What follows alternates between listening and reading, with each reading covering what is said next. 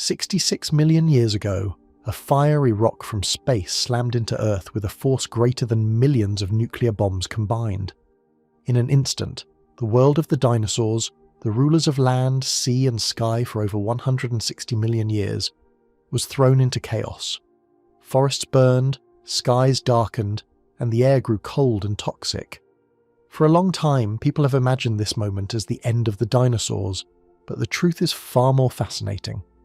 Not all dinosaurs vanished overnight. Some clung to life in the shadow of destruction, fighting against starvation, freezing nights, and a world that seemed to be falling apart.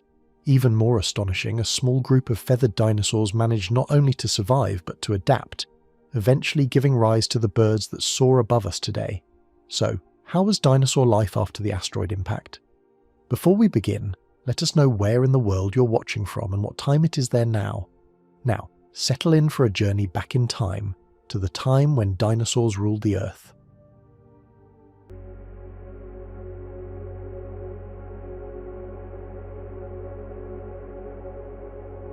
Over 66 million years ago, our planet was a very different place. Enormous creatures roamed its surface, filling every forest, swamp, riverbank and plain with life. Dinosaurs were not just animals. They were rulers of the land, sea and air. They had thrived for more than 160 million years, evolving into countless shapes and sizes. Some were towering giants as tall as buildings, while others were small and agile, darting among trees or gliding on leathery wings. The Earth had become their kingdom, and it seemed they were destined to remain the dominant life forms forever. But fate had something else in store. High above in the dark reaches of space, far from the warm safety of Earth's blue skies, a giant rock was on a collision course with our world. This rock was no ordinary stone. It was an asteroid several miles across, travelling at speeds so fast they defy imagination. Imagine a mountain flying through space faster than a bullet. For millions of years it had wandered through the solar system, following its silent path until gravity's invisible pull dragged it toward Earth. In that moment, the destiny of the dinosaurs, and the course of life itself, was about to change forever. On that day, when the asteroid struck, the Earth shook like never before. The moment of impact was so violent that it unleashed energy greater than the explosion of millions of nuclear bombs combined. The asteroid hit what is today the Yucatan Peninsula in Mexico, carving out a colossal scar on the planet's surface. That scar, known as the Chicxulub crater, still lies buried beneath rock and sediment. The collision released blinding heat, enough to melt stone and ignite forests instantly. In the seconds that followed, waves of fire and molten rock exploded outward from the site of impact, scorching everything for hundreds of miles around. Dinosaurs that lived anywhere near Ground Zero had no chance of survival. They were gone in the blink of an eye, swept away in an inferno unlike anything the world had ever seen. But the disaster did not end there. The asteroid's strike sent shockwaves through the Earth's crust, shaking the land like a giant drum.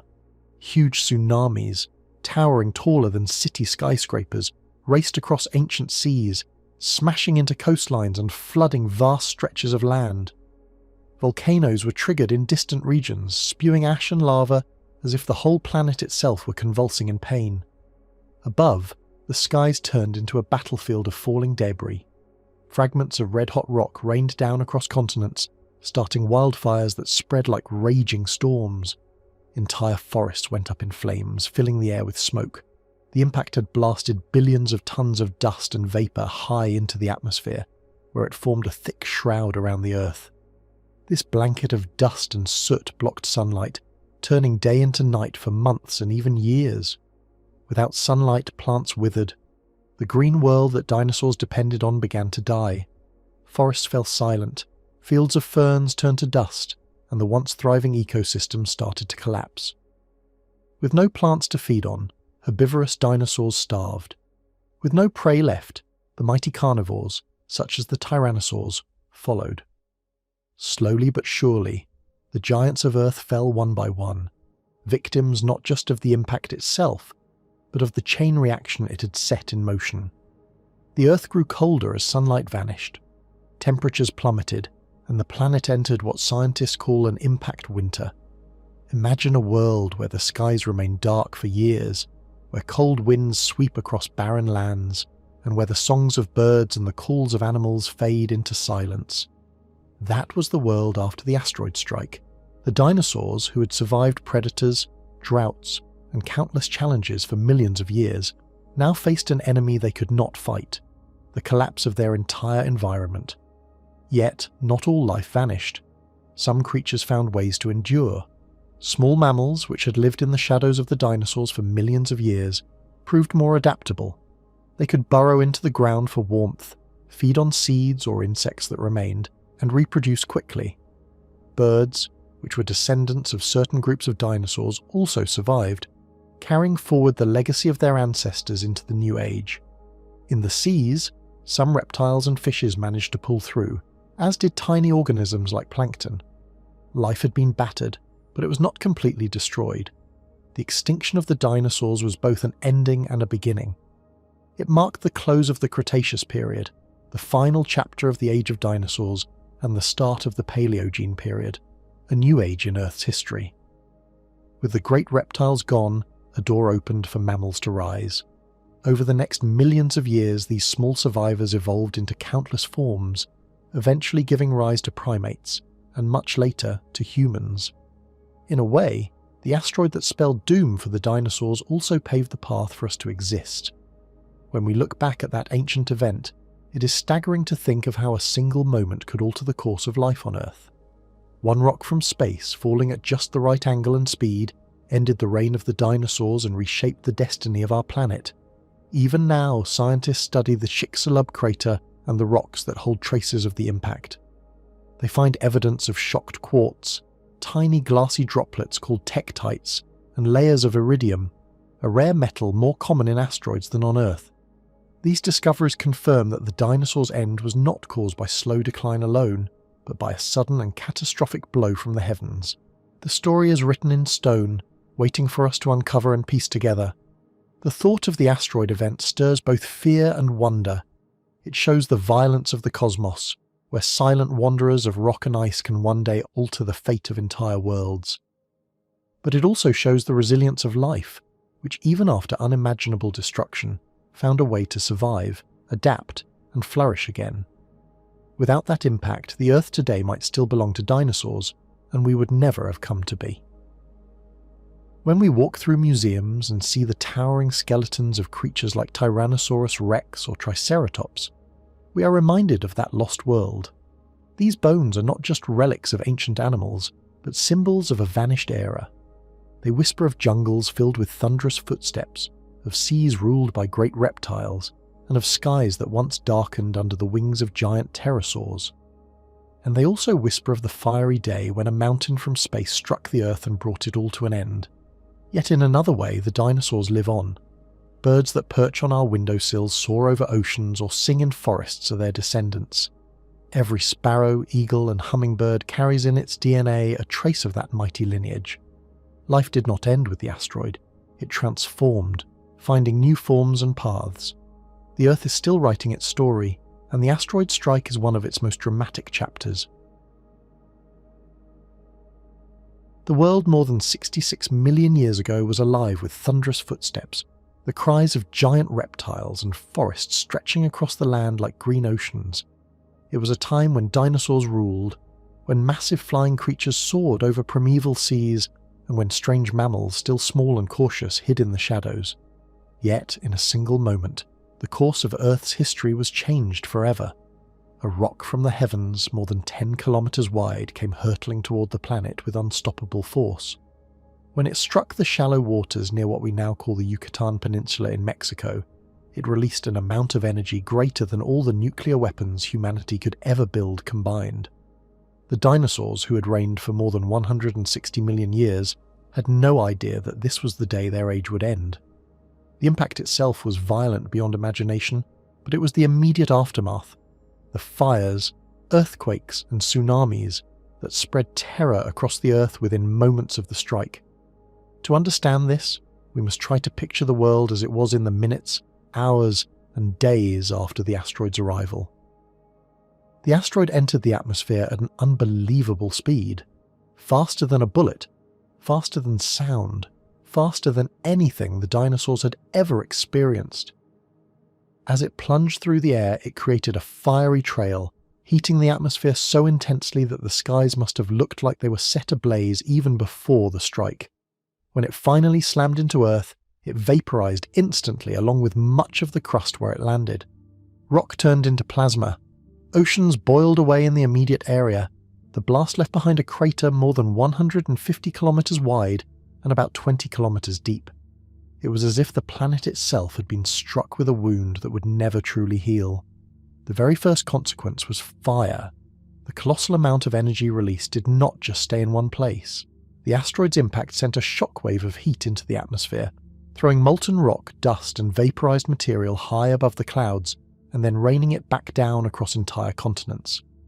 Every piece of this ejecta, when falling through the air, glowed like a meteor, heating the skies and igniting forests. Imagine standing anywhere on Earth and seeing the horizon filled with streaks of light, millions of shooting stars falling at once. But instead of fading away, they set trees, plants, and even the ground itself aflame. Fires raged across thousands of kilometers. Entire jungles turned into seas of flame. Smoke filled the air until day became as dark as night. Dinosaurs that survived the initial blast found themselves fleeing burning forests, choking on ash and smoke, unable to escape the infernos that stretched as far as they could see. But the fires were only one part of the chaos. The Earth itself trembled violently. The impact released energy that rippled through the crust in waves of unimaginable force. The shock was equivalent to countless massive earthquakes striking all at once. The ground cracked open in many places. Mountains shook as though they were made of sand. Volcanoes far from the impact site may have been triggered to erupt, spewing lava and more ash into the atmosphere.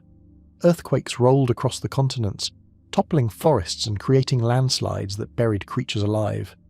Animals that had managed to survive the falling fires were now faced with a world shaking beneath their feet, a land that no longer felt stable or safe. For the dinosaurs, who had once been the unchallenged masters of Earth, it was a terrifying new reality. While the ground shook and the forests burned, the seas themselves were also thrown into violent upheaval. The asteroid had struck shallow water, but the force of the impact displaced an unimaginable volume of ocean. Waves higher than the tallest buildings humans would one day construct rose from the site of the impact.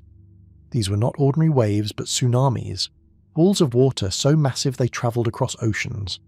The first waves may have reached hundreds of meters in height near the impact zone, towering over islands and coastlines, wiping away everything in their path. Entire herds of coastal dinosaurs, ancient reptiles that lived by the shore, and even creatures of the sea were caught in the rushing torrents. The waves did not stop at the Gulf of Mexico. They radiated outward like ripples from a stone dropped into a pond, but on a planetary scale. Hours after the impact, tsunamis reached distant coasts, flooding land thousands of kilometers away. North America's inland seas were reshaped by these massive surges. Low-lying regions were drowned, and habitats that had supported countless animals and plants were destroyed in a single day. For marine life, the sudden change in sea level, temperature and currents was devastating. Coral reefs shattered, and shallow ecosystems were ripped apart. Even creatures that lived deep in the water would have been affected as sediment and debris clouded the seas, blocking out sunlight. To imagine the immediate aftermath more vividly, picture the timeline. In the first seconds after impact, a blinding flash brighter than the sun scorched the land, vaporizing everything in the immediate area. Within minutes, shockwaves had circled the globe, shaking the ground in earthquakes that dwarfed the strongest tremors humans would ever record. Within hours, fiery material falling from the sky ignited global wildfires, while tsunamis crashed onto shores thousands of kilometers away. The Earth was being transformed not slowly, but violently and instantly. The creatures of that time could not have understood what was happening. Dinosaurs that had roamed peacefully through forests only hours earlier now faced burning skies, shaking earth, and rising seas. Pterosaurs that had soared gracefully above oceans were torn from the air by hurricane-force winds generated by the impact. Mammals, still small and timid, scrambled for shelter in underground burrows, perhaps giving them a better chance of survival than the great reptiles above. The world had become a nightmare of fire, water, and broken stone. Fires alone would have killed untold numbers of dinosaurs and other creatures. Whole regions would have been turned into barren ash fields. The smoke and soot would have blocked sunlight, plunging the world into darkness even before the longer global winter set in. Earthquakes would have crushed landscapes, creating new lakes where rivers were diverted and raising new ridges where land was pushed upward. Tsunamis would have erased coastlines, leaving nothing of the once thriving habitats along the shores. It was as though three of nature's most destructive forces, fire, earth, and water, had conspired together in one devastating moment. One of the most chilling aspects of this immediate aftermath is how quickly it spread. Unlike slow changes that occur over millions of years, this catastrophe unfolded in mere hours and days. By the end of the first day, the world was unrecognizable. Fires had blackened forests, earthquakes had torn apart the land, and tsunamis had redrawn the maps of the coasts. Survivors wandered through a landscape that must have seemed cursed, with no safe refuge from the chaos. We can also imagine the sounds of that world. The roar of flames consuming forests, the deep rumble of earthquakes shaking mountains, the thunder of waves crashing onto shores. These noises would have blended into a deafening chorus of destruction. Animals would have cried out in terror, but their voices were drowned by the relentless fury of the planet. Even the skies themselves were not silent, as fiery debris streaked across the heavens and then crashed to the ground with explosions that echoed across valleys and plains. And yet, in this moment of overwhelming destruction, the seeds of change were being sown. For while countless species perished in the fires, earthquakes, and tsunamis, a few managed to endure. The small mammals hiding underground, the creatures of the deep seas far from the coasts, and certain plants with the ability to regrow after fire, all of these would one day inherit a world reshaped by catastrophe. But in those first days, survival was uncertain. Fires could smoulder for weeks, consuming all that remained. Earthquakes could continue as aftershocks, striking again and again as the crust settled. Tsunamis could return in waves, flooding coasts repeatedly. There was no rest for the survivors, no pause in the chaos. The earth was in upheaval, and everything that had once seemed eternal, the reign of the dinosaurs, the stability of the continents, the familiar cycles of day and night, was gone. The immediate aftermath of the asteroid impact was, in truth, the opening act of a much longer tragedy. The fires, earthquakes, and tsunamis were the first blows, but they were followed by darkness, cold, and famine as the dust and soot lingered in the atmosphere. Still, even among these horrors, the image of those first moments, the burning skies, the shaking earth, and the towering waves, remains one of the most terrifying and awe-inspiring events in the history of our planet. It was a day when the Earth itself seemed determined to erase what had come before, clearing the stage for a new chapter in life's story. When a massive asteroid crashed into Earth at the end of the Age of Dinosaurs, it unleashed a series of terrifying events that shook the entire planet. The explosion itself was unimaginably powerful, but the real danger did not end with the fireball, the shockwaves, or even the giant tsunamis. What followed in the months and years after the impact was something even more devastating, something that transformed the Earth from a warm, lively world into a dark and freezing planet. Scientists call this terrifying period an impact winter. To understand what that means, we have to imagine what the Earth looked like right after the asteroid hit, and how the chain reaction of destruction continued long after the first explosion.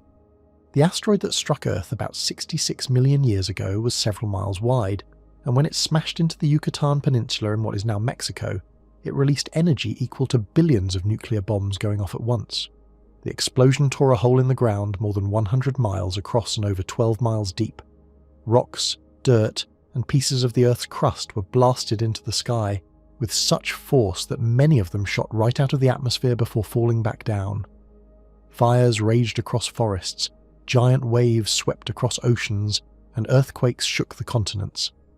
But the greatest and most far-reaching effect came from what was launched into the sky.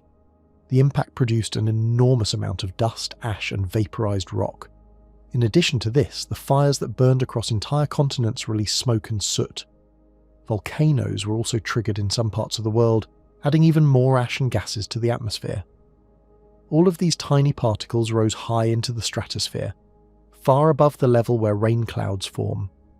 Normally, if there is dust in the air, rain eventually washes it out, but this layer was far above where rain could reach.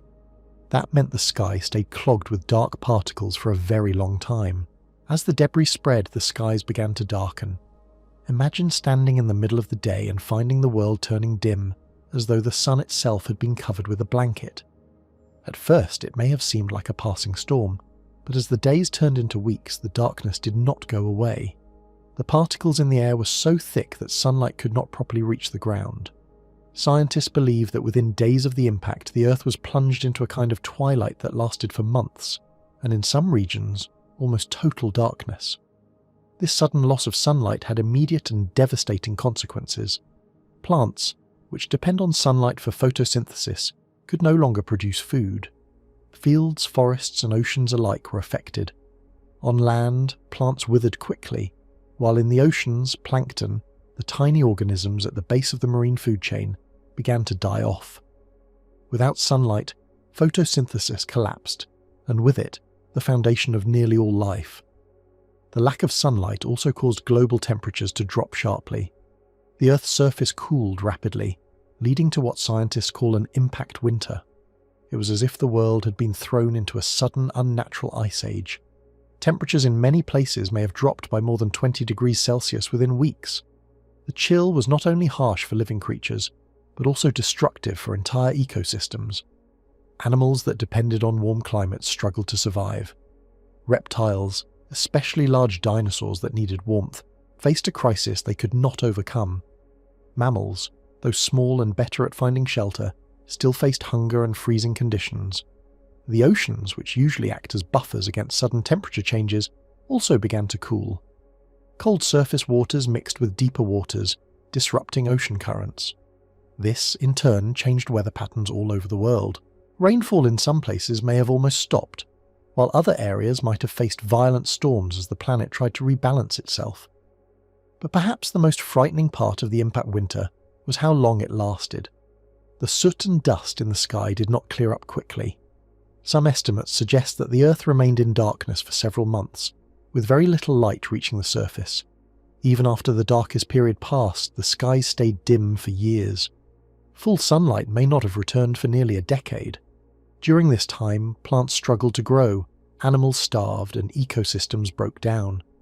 To imagine how severe this was, think about a normal volcanic eruption, like Mount Tambora in Indonesia in the year 1815. That single eruption was so powerful that it threw ash into the sky and caused what people called the year without a summer. Crops failed in Europe and North America, and millions of people suffered from famine. Now imagine not just one volcano, but thousands of times more material being thrown into the sky at once, blocking sunlight across the entire planet. That gives us a small idea of how terrible the asteroid impact winter must have been. The effect on the food chain was catastrophic. Without plants and plankton, herbivores starved. With herbivores dying, carnivores soon followed. The dinosaurs, which had ruled the Earth for more than 160 million years, could not adapt to this sudden collapse of their food sources. Some small creatures that could burrow, hibernate, or survive on scraps managed to cling to life. Insects, rodents, and some amphibians and reptiles found ways to endure. Crocodiles, for example, could survive in water and feed on what little was left, while turtles could go long periods without food. But the giant land dinosaurs, whether plant-eaters or meat-eaters, were doomed. The impact winter also affected the chemistry of the atmosphere. The intense fires released large amounts of carbon dioxide, but at the same time, the soot and dust prevented sunlight from warming the Earth. Sulfur compounds, created when the asteroid struck sulfur-rich rocks, mixed with water vapor in the atmosphere to form sulfuric acid. This led to acid rain, which poisoned lakes, rivers, and soils. Plants that might have survived the darkness now faced acidic water that damaged their leaves and roots. Aquatic life suffered too, as acid rain fell into rivers and oceans, changing their chemistry and making survival even harder for fish and other marine creatures. The oceans also became more hostile because of another effect. As carbon dioxide built up, much of it was absorbed by seawater, making the oceans more acidic. This weakened shells and skeletons of marine organisms such as corals, clams and tiny plankton called foraminifera. With plankton gone, entire ocean food chains collapsed. The seas, which had once been full of giant reptiles and swarms of fish, turned into near-empty wastelands. For humans today, it may be hard to imagine the world in such a state. We're used to sunlight, seasons, and the rhythm of life that depends on warmth and light. But for years after the asteroid impact, the Earth was a planet of cold, gloom, and silence. Forests stood blackened by fire, grasslands shriveled, and the air carried the smell of smoke and decay. The skies may have glowed with a strange red or brown haze as sunlight scattered through layers of dust. Nights were even darker than usual because moonlight was dimmed as well. The world must have felt endless, like a long night that never fully turned into day. The creatures that survived did so by sheer adaptability and luck. Some mammals hid in burrows, surviving on stored food or insects. Some birds, which are distant relatives of dinosaurs, managed to make it through, perhaps by eating seeds, which could endure long periods without sunlight. Seeds hidden in the soil could remain dormant until the sunlight returned, and then sprout again, giving life a chance to recover. Slowly, after years of darkness, the skies began to clear, the sun returned, and plants started to grow again. But the recovery was not quick.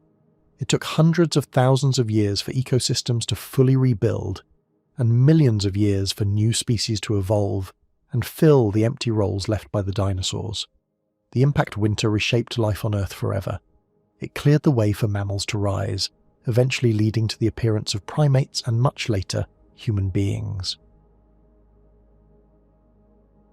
The collapse of plant life and food chains after a great catastrophe such as an asteroid strike or a massive volcanic eruption is one of the most terrifying and fascinating events to imagine in the history of our planet. To understand this kind of collapse, one must picture how fragile the balance of life on Earth really is. Plants, which seem so quiet and ordinary, are in truth the foundation of nearly every living system on the planet. They are the silent workers that build energy from sunlight, converting it into food and oxygen. Without them, animals cannot survive, and without animals, the intricate web of life unravels. When something so huge and sudden destroys the conditions that plants need to live, the effects ripple through the whole planet until even the strongest creatures are left with nothing. Imagine for a moment the world before disaster strikes. Vast forests of ferns and conifers stretch across the land, grasslands sway in the wind, and flowering plants open their bright colours to attract insects. Algae bloom in lakes, rivers and seas, quietly producing oxygen and feeding small aquatic creatures. Plants are not just beautiful decorations. They are the producers, the beginning of the food chain. Every herbivore depends on them directly, whether it is a tiny insect nibbling on leaves or a massive dinosaur tearing down tree branches. Every carnivore, no matter how fearsome, depends on herbivores, which means they depend on plants indirectly. A predator like a Tyrannosaurus rex may never eat a single leaf, but it still owes its existence to plants, because the herbivores it hunts could not live without vegetation. The chain is tight and unbreakable, until something comes along strong enough to snap it. When an asteroid the size of a mountain struck Earth around 66 million years ago, it did not just kill animals in the blast. The real devastation came afterward, in the long, slow collapse of plants and the food chains that linked all living things. At first, the land shook and fires raged across forests and plains. Trees were uprooted, grasslands burned, and entire regions turned into charred wastelands. But those fires, terrible as they were only the beginning. The true disaster was in the skies. Dust, ash, and tiny particles thrown upward by the impact spread across the atmosphere, forming a thick, choking blanket that blocked sunlight. Days became dim, then darker still until sunlight could hardly reach the surface. Without sunlight, photosynthesis slowed, then stopped. Plants could no longer make food, no longer grow, no longer survive. Think about how quickly this collapse must have happened. A tree, even if it survived the first fires, could not last long if it could not make food from sunlight. Grasses and flowering plants withered. Leaves turned yellow, then brown and fell away. Algae in the oceans, which also rely on light, could not bloom. Within weeks to months, much of the green world shriveled. In some places, cold and frost joined in, because without sunlight the planet cooled. Tropical forests became graveyards of fallen leaves. Grasslands became empty stretches of dead stalks. Even seeds waiting in the ground for the right moment to sprout could not find enough warmth or light to begin growing.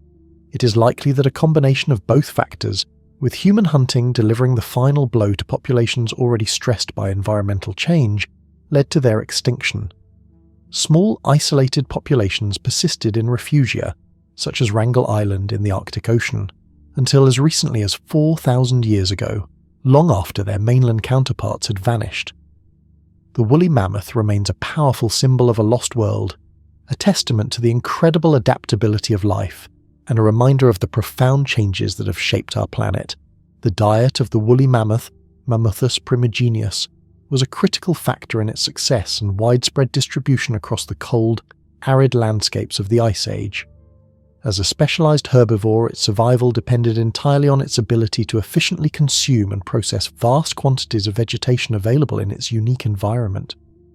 Scientific studies, primarily based on analysis of preserved stomach contents, fecal matter, and dental morphology, confirm that woolly mammoths were predominantly grazers, feeding mainly on grasses and sedges. Their primary habitat was the mammoth steppe, a vast, cold and dry grassland ecosystem that dominated much of northern Eurasia and North America during the Pleistocene epoch. This steppe was not a barren wasteland, but a highly productive biome, characterized by a diverse array of grasses, sedges, and herbaceous flowering plants, rather than dense forests. The low temperatures and strong winds prevented the growth of tall trees in many areas, favoring low-lying, resilient vegetation. This environment provided the continuous, abundant food source necessary to sustain herds of massive herbivores. The dental adaptations of the woolly mammoth were perfectly suited for this grazing lifestyle. Unlike the tusks, which were modified incisors, their chewing teeth, or molars, were highly specialized. Woolly mammoth molars were large, flat, and characterized by numerous transverse enamel ridges. These ridges, running across the grinding surface of the tooth, provided a rough, abrasive surface ideal for shearing and crushing tough, fibrous plant material like grasses. As the mammoth chewed, the lower jaw moved forward and backward, grinding the food between the upper and lower molars. This motion, combined with the hard enamel ridges, effectively broke down the cellulose in plant cell walls, making the nutrients accessible. Mammoths, like modern elephants, had a unique system of tooth replacement. They did not replace teeth vertically, like humans, but horizontally. Throughout their lives, they developed 6 sets of molars.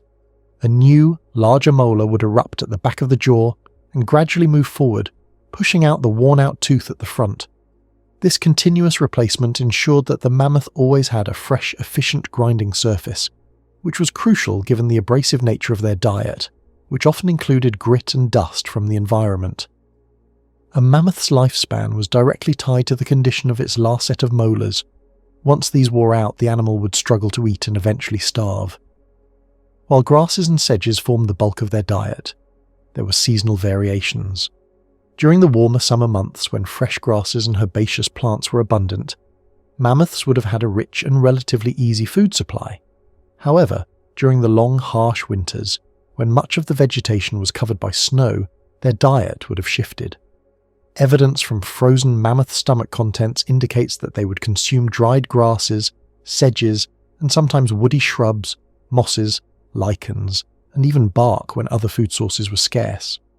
Their large curved tusks were instrumental in these winter months, used to sweep away snow and dig through frozen ground to access buried vegetation. Direct evidence of the mammoth diet comes from several sources. The most compelling are the stomach contents and fecal matter, coprolites, preserved in frozen mammoth carcasses found in the Siberian and Alaskan permafrost. These incredible finds have yielded identifiable fragments of specific plant species, providing a direct snapshot of their last meals. For example, analyses have revealed remnants of Arctic grasses, sedges, dwarf birches, and even some flowering plants. Isotope analysis of mammoth bones and tusks provides further insights. Different plants incorporate carbon isotopes in varying ratios depending on their photosynthetic pathways, 3 versus C4 plants. By analysing the ratios of these isotopes in mammoth remains, scientists can reconstruct the proportion of different plant types in their diet over their lifetime, and even track seasonal shifts and long-term changes in their foraging habits. Oxygen isotopes can also reveal information about the water sources they consumed and the climate conditions. The energy requirements of woolly mammoths were immense. To sustain their large bodies, which could weigh up to 6,000 kilograms, or 6 tons, and to maintain their body heat in sub-zero temperatures, they needed to consume hundreds of kilograms of food daily. This necessitated a near-constant foraging activity, likely dominating much of their waking hours. Their digestive system, similar to that of modern elephants, was a hindgut fermenter.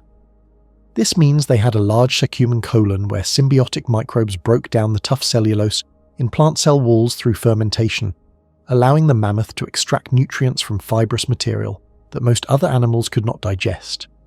The grazing habits of woolly mammoths had a significant impact on the landscape. Their constant foraging, trampling, and defecation helped maintain the open, treeless nature of the mammoth steppe. By consuming young trees and shrubs, they prevented the encroachment of forests, which would have altered the ecosystem.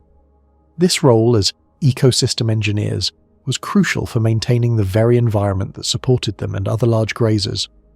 The decline of the mammoth steppe at the end of the Ice Age as the climate warmed and became wetter, leading to the spread of forests and bogs, is considered a major factor in the mammoth's extinction, as their specialized diet and adaptations were no longer suited to the changing vegetation.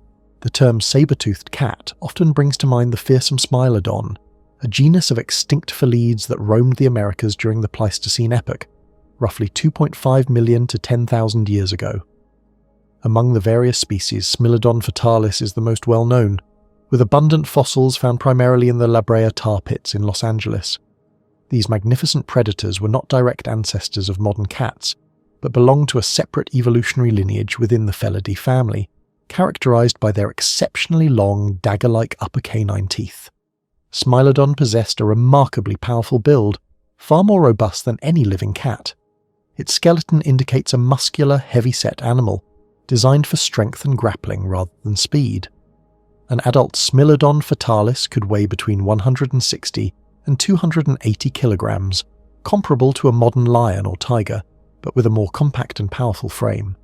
Its front limbs were particularly well developed, with strong muscles and large claws, suggesting they played a crucial role in subduing prey. The hind limbs were also robust, providing the necessary power for a sudden pounce. This powerful musculature, combined with a relatively short tail, indicates that Smilodon was likely an ambush predator, relying on surprise and brute force rather than prolonged chases. Its body proportions were more akin to a bear than a typical cat, emphasizing its role as a specialized killer of large, slow-moving animals. The spine was relatively stiff, further supporting the idea of a powerful pouncing attack rather than agile, twisting pursuit. The most distinctive feature of Smilodon was its pair of elongated, flattened and serrated upper canine teeth, which could reach up to 28 centimeters in length, including the root. These sabers were truly unique.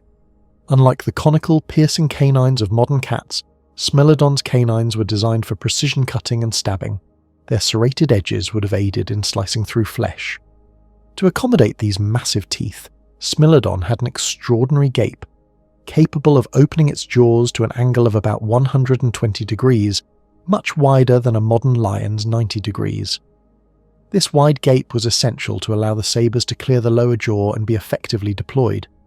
The lower jaw itself was relatively weak compared to modern big cats, and the bite force at the tips of the sabers was not exceptionally strong.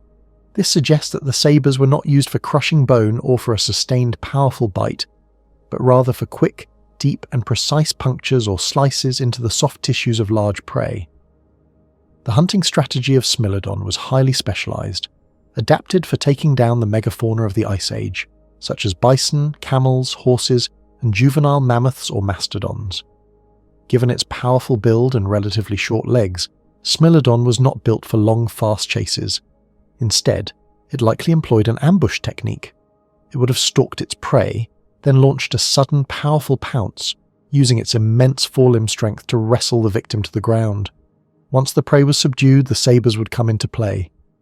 The most widely accepted hypothesis suggests that Smilodon aimed for the throat or underside of the neck, delivering a rapid, deep stab or slice to sever major blood vessels such as the jugular vein or carotid artery, or to puncture the trachea. This would have caused rapid blood loss and shock, quickly incapacitating the prey. The precision required for such a strike meant that the prey had to be firmly held down, preventing any sudden movements that could break the delicate sabers. Evidence from fossilized bones of prey animals sometimes shows puncture marks consistent with Smilodon's canines. The risk of breaking these long, fragile teeth was a significant concern for Smilodon. A broken saber would severely impair its ability to hunt, potentially leading to starvation. This reinforces the idea that the sabers were used with extreme care, and only after the prey was immobilized. The powerful neck muscles of Smilodon would have been crucial for delivering the downward thrust necessary for the killing bite. Its relatively weak bite force at the tips of the canines meant it could not simply bite and hold like a modern lion. Instead, the sabers were more like surgical instruments for a quick, fatal blow. Fossil evidence from the La Brea tar pits provides crucial insights into Smilodon's life. The sheer number of Smilodon fossils found there, often alongside numerous fossils of herbivores, suggests that these cats, like modern lions, may have lived and hunted in social groups. A group hunting strategy would have been highly advantageous for tackling large, dangerous prey. It would allow for better immobilization of the victim, reducing the risk of injury to individual cats and increasing hunting success. Furthermore, the presence of healed injuries on Smilodon skeletons, including broken and rehealed sabers, suggests that injured individuals were cared for or provisioned by other members of their group, similar to social behaviors observed in modern big cats. This social aspect would have been a significant adaptation for surviving in an environment with formidable prey. The extinction of Smilodon occurred around 10,000 years ago, coinciding with the end of the last ice age and the widespread extinction of megafauna across the Americas. The disappearance of its primary large prey animals, combined with rapid climate change and potentially increased competition from other predators or early humans, likely contributed to its demise. As the vast herds of mammoths, mastodons, and large ground sloths dwindled, Smilodon's specialized hunting strategy became less viable. Its reliance on large prey meant it struggled to adapt to a changing food landscape dominated by smaller, faster animals. The saber-toothed cat, a marvel of evolutionary specialization, ultimately fell victim to a changing world where its unique adaptations were no longer an advantage. Its legacy, however, continues to fascinate, offering a glimpse into a world of truly magnificent and specialized predators. The European cave lion, Pantherus balea, was a formidable predator that roamed across much of Eurasia during the late Pleistocene epoch, from approximately 300,000 years ago until its extinction around 14,000 years ago. It was a close relative of the modern lion, but distinct enough to be considered a separate species or subspecies, often recognized for its impressive size and adaptations to cold, open environments. Fossil evidence indicates that the European cave lion was considerably larger than any living lion species. Males could stand over 1.2 meters at the shoulder and reach lengths of up to 2.5 meters, excluding the tail. Weight estimates suggest they could have exceeded 350 kilograms, making them comparable in size to the largest modern Siberian tigers. This immense size would have given them an advantage in tackling the large prey animals of the Ice Age. Their powerful build, with robust limbs and a strong jaw, suggests they were capable of bringing down animals much larger than themselves. Unlike modern lions, which often have manes, evidence from cave paintings suggests that male cave lions either lacked manes entirely or had very minimal ones, perhaps as an adaptation to the cold, where a large mane could become encrusted with ice or snow. The hunting grounds of the European cave lion were vast and varied, encompassing the cold steppes, open grasslands, and forested areas of Europe and parts of Asia. Their fossils have been found from the British Isles across to Siberia and Alaska, indicating a wide distribution. They were apex predators in these ecosystems, preying on a diverse range of large herbivores. Their diet likely included woolly mammoths, especially juveniles or sick individuals, woolly rhinoceroses, steppe bison, wild horses, red deer, and reindeer. The presence of cave lion remains in close association with these prey animals in fossil sites, and caves supports this dietary breadth. Their powerful build and large size would have enabled them to tackle such formidable prey, The hunting strategies of cave lions are inferred from their anatomy and comparisons to modern big cats.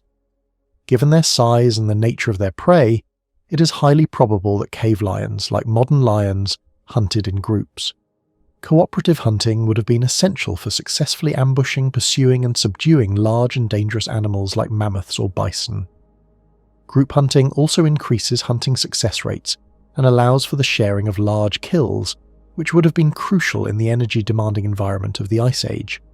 Evidence from bone accumulations in caves, where multiple cave lion individuals are sometimes found together, could suggest social behaviour, although these could also represent individuals that died in the same trap or den.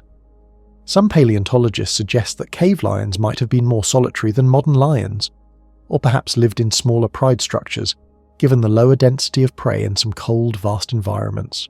However, the sheer size of their prey makes group hunting a strong possibility. Cave lions also played a significant role in the Ice Age food web as competitors to other large predators. They would have competed with dire wolves, short-faced bears, and early humans for access to large game. The presence of their remains in the same fossil localities as these other predators indicates an overlapping ecological niche and potential direct competition for resources. For early humans, the cave lion was both a dangerous adversary and a source of valuable resources, including meat, hides, and bones for tools. The respect and awe that early humans held for these powerful cats are evident in the numerous cave paintings found in sites like Chauvet and Lascaux in France, where cave lions are depicted with remarkable accuracy and artistic skill. These depictions often show them as solitary figures or in small groups, sometimes with unique markings or features that provide clues about their appearance. The extinction of the European cave lion occurred towards the end of the late Pleistocene, roughly 14,000 years ago, coinciding with the broader megafaunal extinction event. Several factors likely contributed to their demise. Rapid climate change at the end of the Ice Age led to significant shifts in vegetation and habitat. The vast open grasslands and steppes, which were ideal hunting grounds for the cave lion and supported its large prey, began to be replaced by expanding forests as the climate warmed. This habitat fragmentation and reduction in prey populations would have put immense pressure on the cave lion. Additionally, the increasing presence and hunting prowess of early modern humans, particularly as human populations grew and spread across Eurasia, likely played a role. Direct competition for prey, and possibly direct hunting by humans, would have further stressed cave lion populations. The combination of environmental change and human impact ultimately proved too much for this magnificent Ice Age predator, leading to its disappearance. The European cave lion stands as a powerful symbol of the rich and complex ecosystems that characterized the last Ice Age. The woolly rhinoceros, Chelodonta antiquitatis, was a prominent and widespread herbivore of the late Pleistocene epoch, inhabiting the cold, open steppes and tundras of Eurasia for hundreds of thousands of years. From approximately 350,000 years ago until its extinction around 14,000 years ago, this large, hairy rhinoceros was a characteristic member of the Ice Age megafauna, perfectly adapted to the harsh, frigid environments it called home. The most striking features of the woolly rhinoceros were its thick, shaggy coat of reddish-brown fur, its stocky build, and its two impressive horns made of keratin, the same material as human fingernails. The front horn was particularly large, often reaching over 1 meter in length, while a smaller horn was positioned behind it. The thick fur provided excellent insulation against the extreme cold of the Ice Age, protecting it from freezing temperatures and biting winds. Underneath its fur, a thick layer of fat further aided in insulation. Its short, sturdy legs and broad body were well suited for navigating snowy and icy terrain, allowing it to move across vast expanses of frozen ground. An adult woolly rhino could stand about 1.5 to 1.6 meters tall at the shoulder and weigh between 1,800 and 2,700 kilograms, making it comparable in size to a modern white rhinoceros. The large front horn of the woolly rhinoceros was not primarily used for defense against predators, although it certainly could have been. Instead, its flattened, roughened shape and wear patterns suggest it was primarily used for snow ploughing or snow sweeping. In the deep snows of the Ice Age, the rhino would have used its horn to push aside snow, exposing the tough, frozen vegetation beneath. This adaptation was crucial for accessing its primary food source during the long, cold winters. Its skull was also adapted for this purpose, with powerful neck muscles to support the horn and absorb the forces of pushing through snow. The diet of the woolly rhinoceros consisted mainly of tough, fibrous vegetation, including grasses, sedges, and small shrubs. It was a grazer, using its broad, flat teeth to grind down abrasive plant material. Evidence from preserved stomach contents and dental wear patterns indicates a diet rich in silica-rich plants, typical of steppe and tundra environments.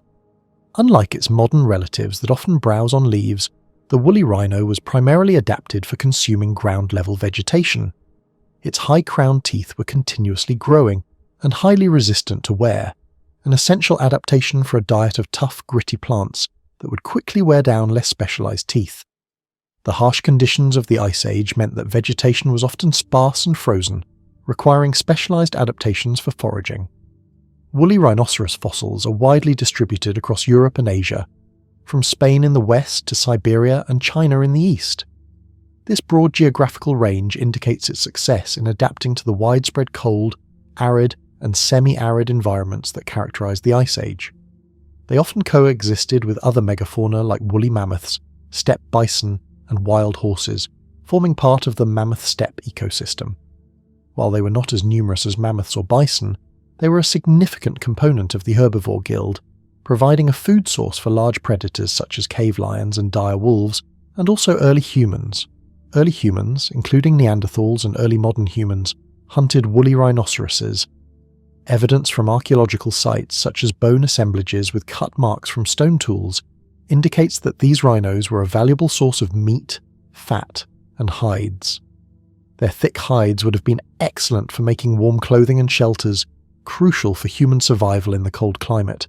The hunting of such a large and powerful animal would have required considerable skill, planning, and possibly cooperative effort. The respect and importance of the woolly rhinoceros to early human cultures are also evident in the numerous depictions of them in Ice Age cave art, particularly in sites like Chauvet Cave in France, where their distinctive horns and shaggy fur are accurately portrayed. The extinction of the woolly rhinoceros occurred around 14,000 years ago at the end of the late Pleistocene, coinciding with the broader megafaunal extinction event. Similar to other large Ice Age mammals, its demise was likely a result of a combination of factors. Rapid climate warming at the end of the Ice Age led to significant environmental changes.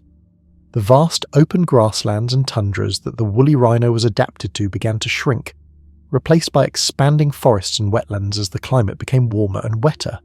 This habitat loss and fragmentation would have reduced their food sources and restricted their movement. Additionally, the increasing population and hunting pressure from early modern humans likely played a significant role. As human hunting techniques improved and populations grew, the woolly rhinoceros, despite its size, became increasingly vulnerable. The combination of these environmental and anthropogenic pressures ultimately led to the disappearance of this iconic Ice Age giant. The Ice Age landscape of the Americas was home to some of the most extraordinary mammals, among them the giant ground sloths. These enormous herbivores were distant relatives of today's much smaller tree-dwelling sloths, but their size and lifestyle were vastly different. They roamed across North and South America for millions of years during the Pliocene and Pleistocene epochs, finally disappearing around 10,000 years ago at the end of the last glacial period. Their presence reshaped ecosystems and left a significant mark on the fossil record. The most famous and largest of these creatures was Megatherium americanum, often simply called Megatherium. This colossal animal could reach lengths of up to 6 meters from head to tail and stand over 3.5 meters tall on its hind legs, making it comparable in size to a modern elephant. Estimates for its weight range from 3,000 to 4,000 kilograms, with some suggesting even heavier individuals.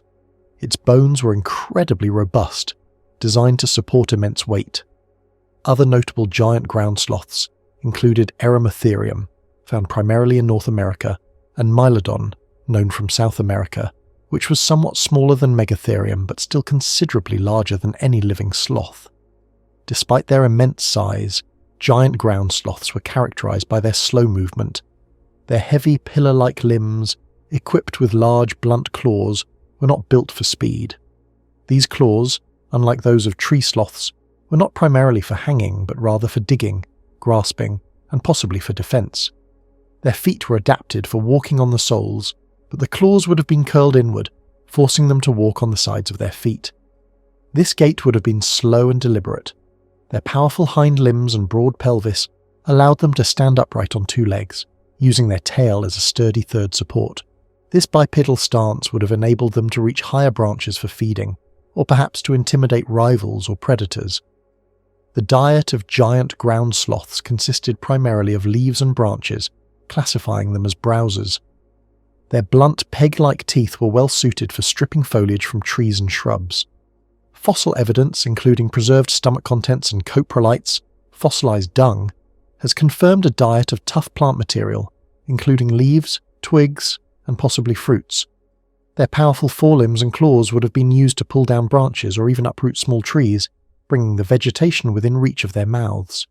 The sheer volume of plant matter required to sustain such large bodies would have been enormous, meaning they spent a significant portion of their day foraging. Their slow metabolism, typical of large herbivores, would have helped them extract maximum nutrients from their fibrous diet. Giant ground sloths inhabited a wide range of environments across the Americas. Megatherium was primarily found in South America, ranging from open grasslands to more forested areas. Erematherium extended its range into North America, reaching as far north as Florida and the southeastern United States, suggesting an ability to adapt to varying climates, though generally preferring warmer, more humid regions. Mylodon was found in more temperate parts of South America, including Patagonia, where its remains have been famously found in caves, sometimes with preserved skin and hair, offering rare insights into their external appearance. These discoveries indicate they possessed thick, shaggy fur, providing insulation against the cold, especially for species living in higher latitudes or during colder periods. The powerful claws of giant ground sloths were not just for feeding, they also served as formidable defensive weapons. When threatened, a giant ground sloth could rear up on its hind legs, presenting a towering clawed front to any attacker. Predators like saber-toothed cats or dire wolves would have faced a dangerous adversary. Evidence from fossilized bones suggests that some sloths bore marks of encounters with large carnivores, indicating that while formidable, they were not immune to predation, especially when young or injured. Their thick hide and shaggy fur would have offered additional protection. The fossil record of giant ground sloths is extensive, providing a rich source of information about their evolution and life history. Discoveries range from isolated bones to nearly complete skeletons, found in diverse geological contexts including caves, riverbeds, and tar pits. The La Brea tar pits in California have yielded numerous Mylodon remains, trapped alongside their predators, offering a snapshot of an ancient ecosystem. The analysis of growth rings in their bones suggests that, like many large mammals, they had relatively long lifespans, perhaps several decades. Their slow growth rate compared to some dinosaurs, but still rapid compared to their modern counterparts, allowed them to reach their massive adult sizes. The evolutionary history of ground sloths traces back to small arboreal ancestors in South America. Over millions of years, as South America was an isolated continent, these sloths diversified and evolved into various forms, including the giant ground-dwelling species. When the Isthmus of Panama formed approximately 3 million years ago, creating a land bridge between North and South America, some giant ground sloths like Erematherium migrated northward as part of the Great American Biotic Interchange, spreading their range across the continent. This migration highlights their adaptability and success in colonizing new environments. The disappearance of giant ground sloths at the end of the Pleistocene, alongside most other megafauna, is a subject of ongoing scientific debate. The two primary hypotheses are rapid climate change and human hunting. As the glaciers retreated and the climate warmed, the vast grasslands and forests they relied upon underwent significant changes. This environmental shift could have reduced their food sources or altered their habitats beyond their ability to adapt.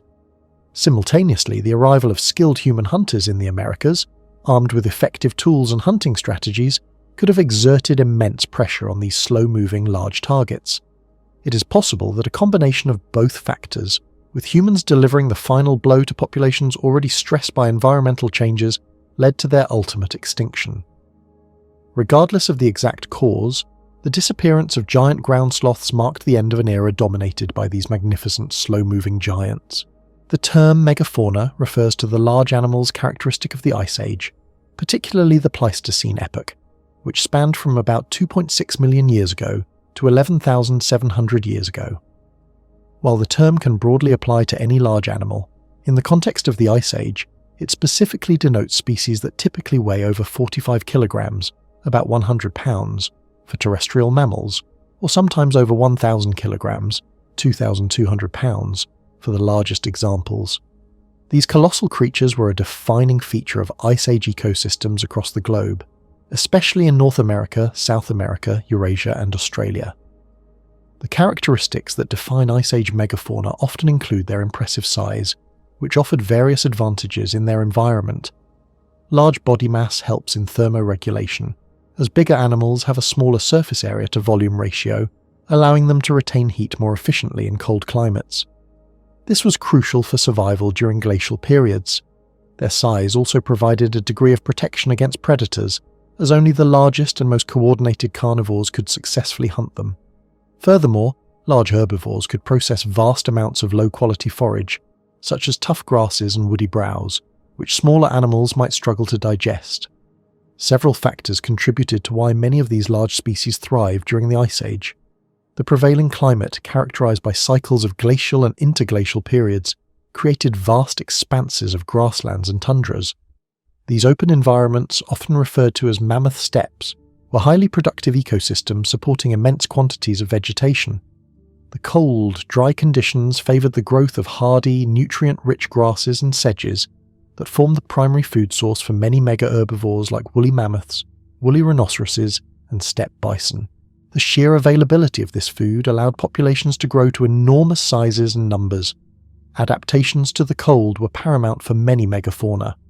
Woolly mammoths and woolly rhinoceroses, for instance, developed thick coats of shaggy fur and layers of insulating fat to withstand frigid temperatures. Their small ears and tails, compared to their modern relatives, also helped minimize heat loss. Other adaptations included specialized teeth for grinding tough, fibrous vegetation, and large body sizes that allowed for a slower metabolism, conserving energy in a harsh environment. Some species, like the giant ground sloths, also possessed thick fur, even those living in warmer regions, suggesting its importance for insulation. The coevolution with large predators also played a role in the success of megafauna. The existence of abundant large herbivores supported a diverse array of formidable carnivores, including saber-toothed cats, dire wolves, cave lions, and short-faced bears. These predators were themselves megafauna, adapted to hunting large prey.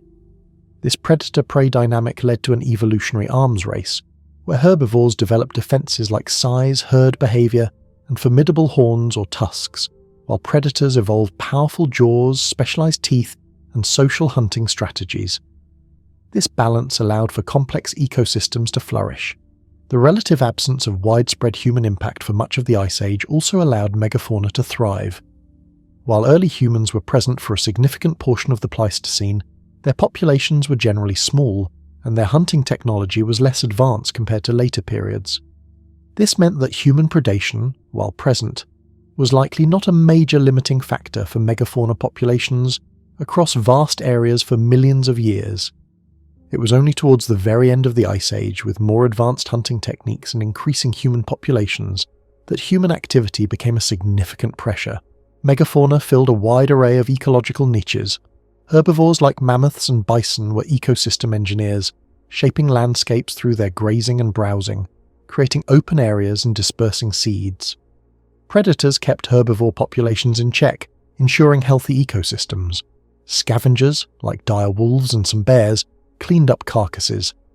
This complex web of interactions maintained the stability of Ice Age environments. The global distribution of megafauna, from the frozen tundras of Siberia to the grasslands of North America and the diverse landscapes of South America and Australia, highlights their adaptability to various biomes, as long as sufficient resources were available. Examples of Ice Age megafauna are numerous and iconic. In North America, besides the woolly mammoth, there were American mastodons, giant ground sloths like Megalonyx and Eremitherium, saber-toothed cats, Smilodon fatalis, dire wolves, Canis dirus, and short-faced bears, Arctodus simus. Eurasia hosted woolly mammoths, woolly rhinoceroses, cave lions, Panthera and giant deer, Megaloceros giganteus, often called the Irish elk. South America was home to Megatherium glyptodon, a giant armoured armadillo-like creature, and Macrauchenia, a long-necked camel-like ungulate. Australia had its own unique megafauna, including Diprotodon, a giant wombat-like marsupial, and Procoptodon, a giant short-faced kangaroo. The study of megafauna provides critical insights into past climates, ecosystems, and the dynamics of extinction. Their fossil remains, often remarkably well preserved in permafrost or tar pits, offer direct evidence of their biology, diet, and interactions. The sheer scale of these animals and their widespread distribution underscore a period in Earth's history when large body size was a highly successful evolutionary strategy, shaping the very appearance and function of the planet's terrestrial biomes. The disappearance of most megafauna at the end of the Pleistocene marks a profound shift in global biodiversity, leaving behind a world with fewer and often smaller large animals. The steppe bison, Bison priscus, was a widespread and abundant herbivore that dominated the grasslands and open steppes of the northern hemisphere throughout much of the Ice Age. It was a formidable animal, larger and more robust than its modern relatives, the American bison and European bison. Its extensive fossil record spans from Europe across Asia to North America, where it crossed the Beringia land bridge during glacial periods. Its sheer numbers and ecological importance made it a keystone species in the vast Ice Age ecosystems. Bison priscus was characterized by its impressive size. Standing over 2 meters tall at the shoulder and weighing up to 1,000 kilograms, it was significantly larger than modern bison, which typically weigh between 400 and 1,000 kilograms.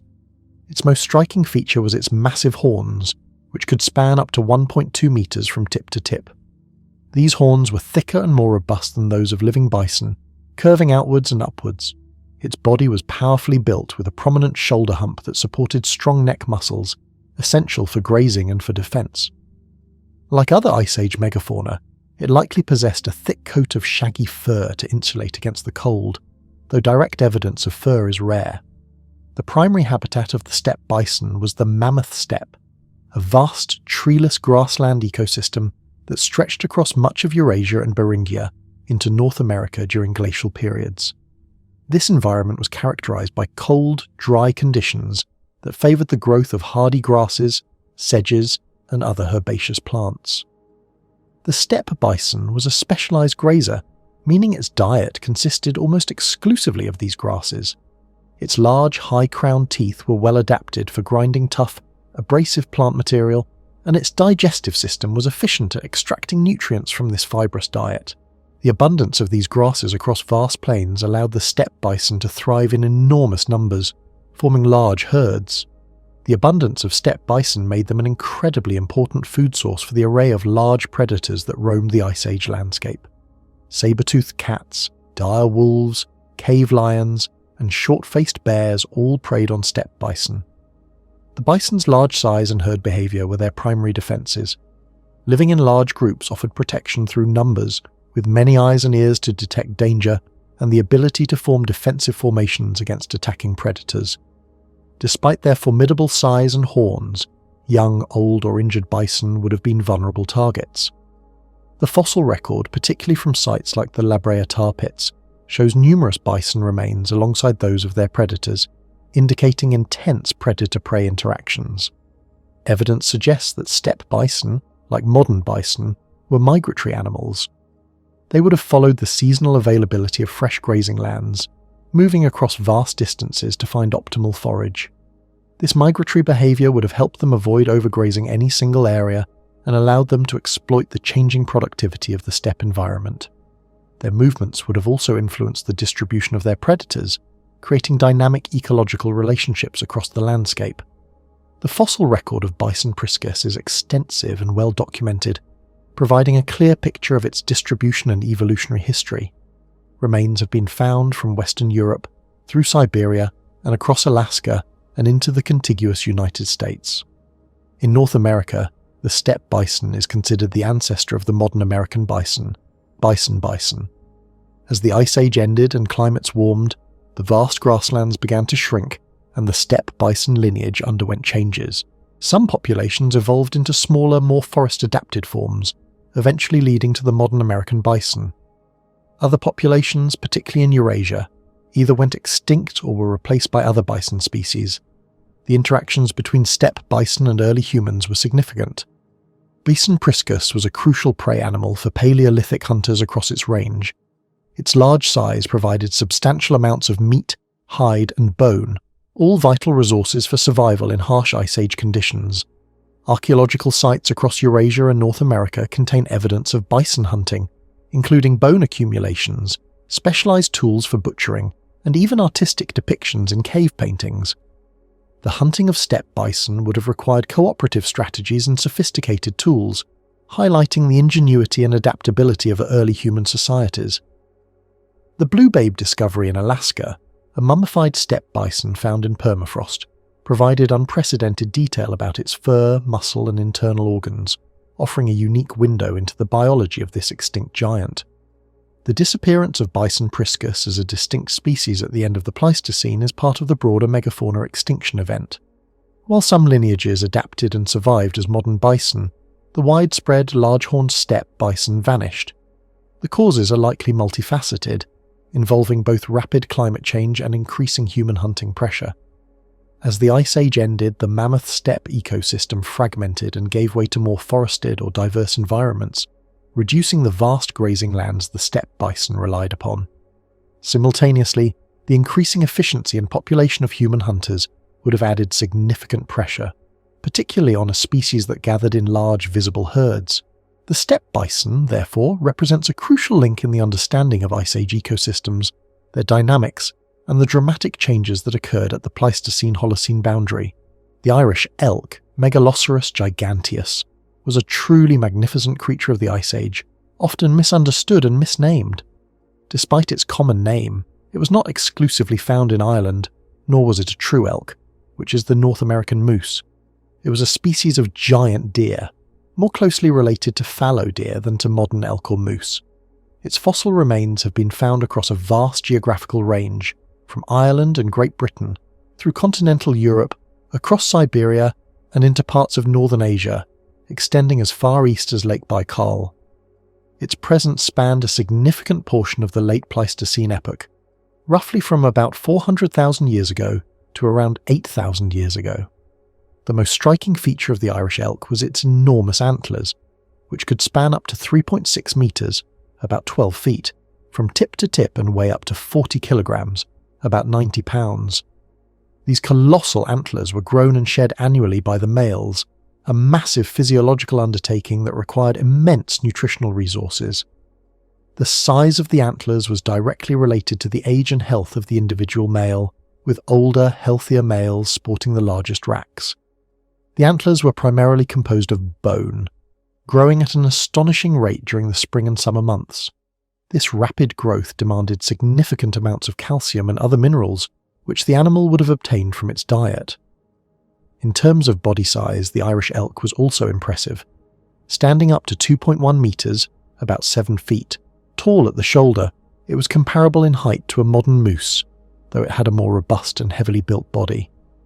Its skeletal structure indicates a powerful animal, capable of supporting its massive antlers. The skull was adapted to anchor these immense structures, with strong musculature in the neck and shoulders. Despite its overall bulk, fossil evidence suggests it was a relatively agile animal for its size, capable of moving efficiently across varied terrain. The diet of the Irish elk was primarily herbivorous, consisting of a variety of plants available in its environment. Fossil evidence, including pollen found in dental calculus and analyses of stable isotopes from bone collagen, indicates that they were mixed feeders, consuming both grasses and browse on leaves and shoots from shrubs and trees. Their teeth were well suited for grinding tough vegetation. The abundance of broad-leafed plants, particularly birch and willow, in their habitat would have provided a rich source of nutrients, essential for growing and maintaining their large bodies and antlers. During periods when these preferred foods were scarce, they could have relied more on tougher grasses. The massive energy demands of growing antlers would have required access to high-quality forage, especially during specific seasons.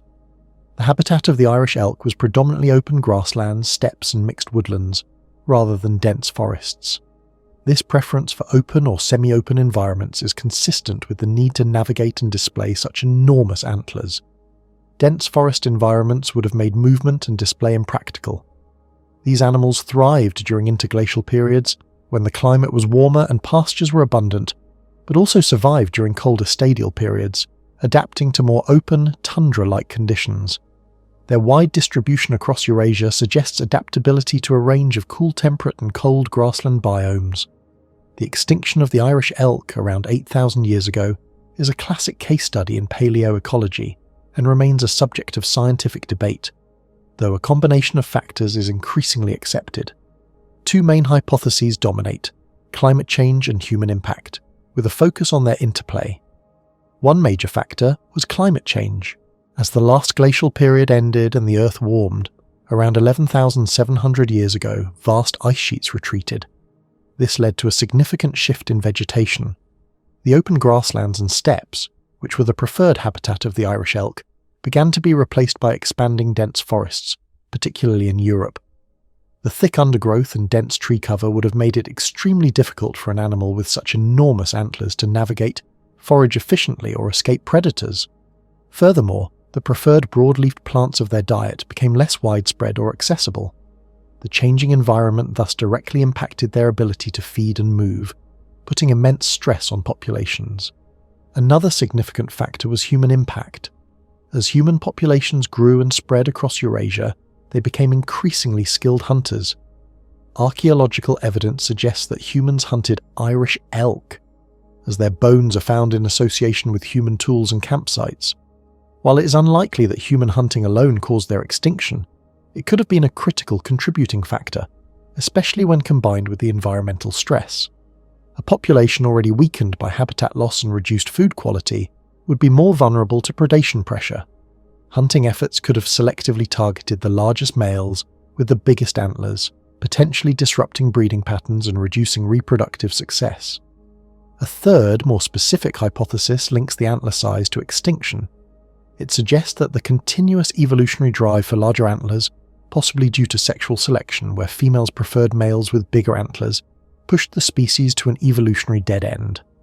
Growing such massive antlers was an enormous biological cost, especially if resources became scarce. If the male's energy investment in antlers became too high to allow for sufficient survival or reproduction, during times of environmental stress, it could have contributed to their decline.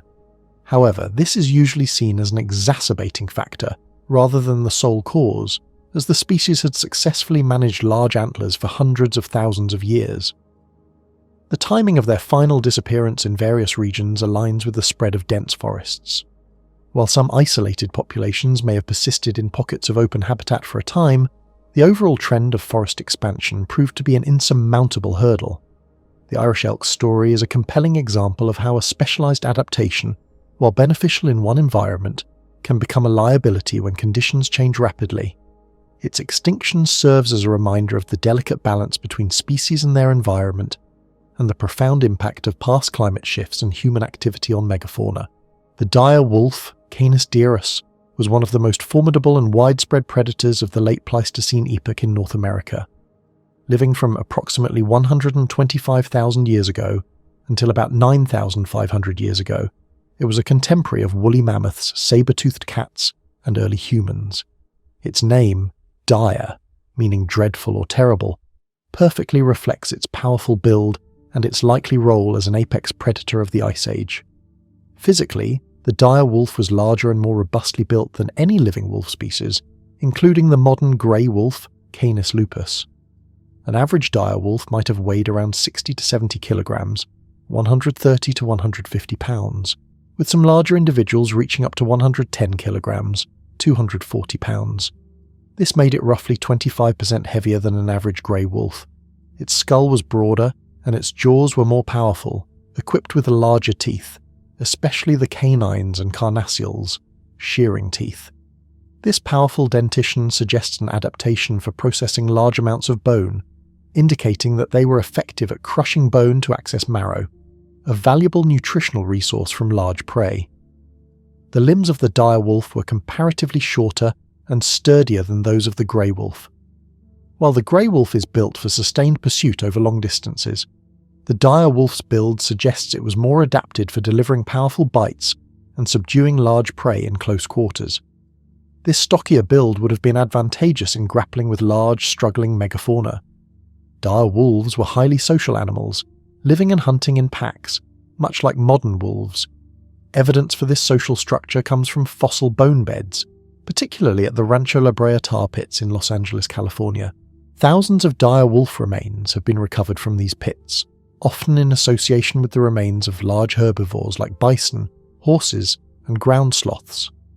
This high concentration of predators and prey strongly suggests that dire wolves, along with saber-toothed cats, were drawn to trapped animals and often became trapped themselves. The sheer number of individuals found together implies cooperative hunting and scavenging strategies, where packs would work together to bring down or defend carcasses of large prey. Their diet consisted primarily of megafauna, the large mammals characteristic of the Ice Age. Fossil evidence indicates that dire wolves preyed on a wide range of species, including bison, camels, horses, ground sloths, and possibly juvenile mammoths and mastodons. Their powerful jaws and teeth would have been effective against these large animals.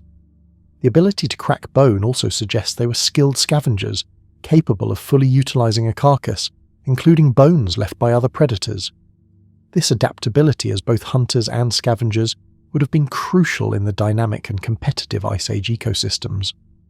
The habitat of the dire wolf was diverse, ranging across North America, from open grasslands and scrublands to forests and mountainous regions. Their widespread distribution suggests a high degree of adaptability to different environments, as long as prey was available. They did not extend into South America to the same extent as some other North American predators, nor did they cross the Bering Land Bridge into Asia, remaining primarily a North American species. The extinction of the dire wolf, around 9,500 years ago, coincides with the end Pleistocene megafauna extinction event. Several factors likely contributed to their demise, with a strong interplay between climate change and the disappearance of their primary food sources. As the last glacial period ended, the climate warmed significantly, leading to dramatic environmental shifts.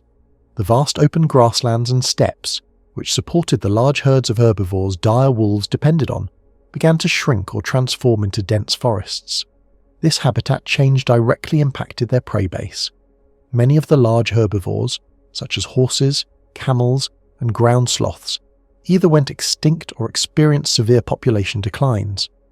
This reduction in available prey would have placed immense pressure on a specialist predator like the dire wolf. Furthermore, the dire wolf faced increasing competition from other large carnivores, including saber-toothed cats, short-faced bears, and critically, humans. As human populations expanded across North America, they became increasingly skilled hunters, often targeting the same large herbivores that dire wolves preyed upon. This direct competition for diminishing food resources would have further stressed dire wolf populations. While dire wolves were powerful, their specific adaptations for killing large prey might have made them less adaptable to hunting smaller, faster prey that survived the environmental changes, or to scavenging from smaller carcasses. Unlike the more adaptable grey wolf, which survived the end Pleistocene extinction and diversified globally, the dire wolf went extinct. The grey wolf, being a lighter, more agile hunter with a broader diet, was better equipped to adapt to the changing environments and the shift towards smaller, faster prey species.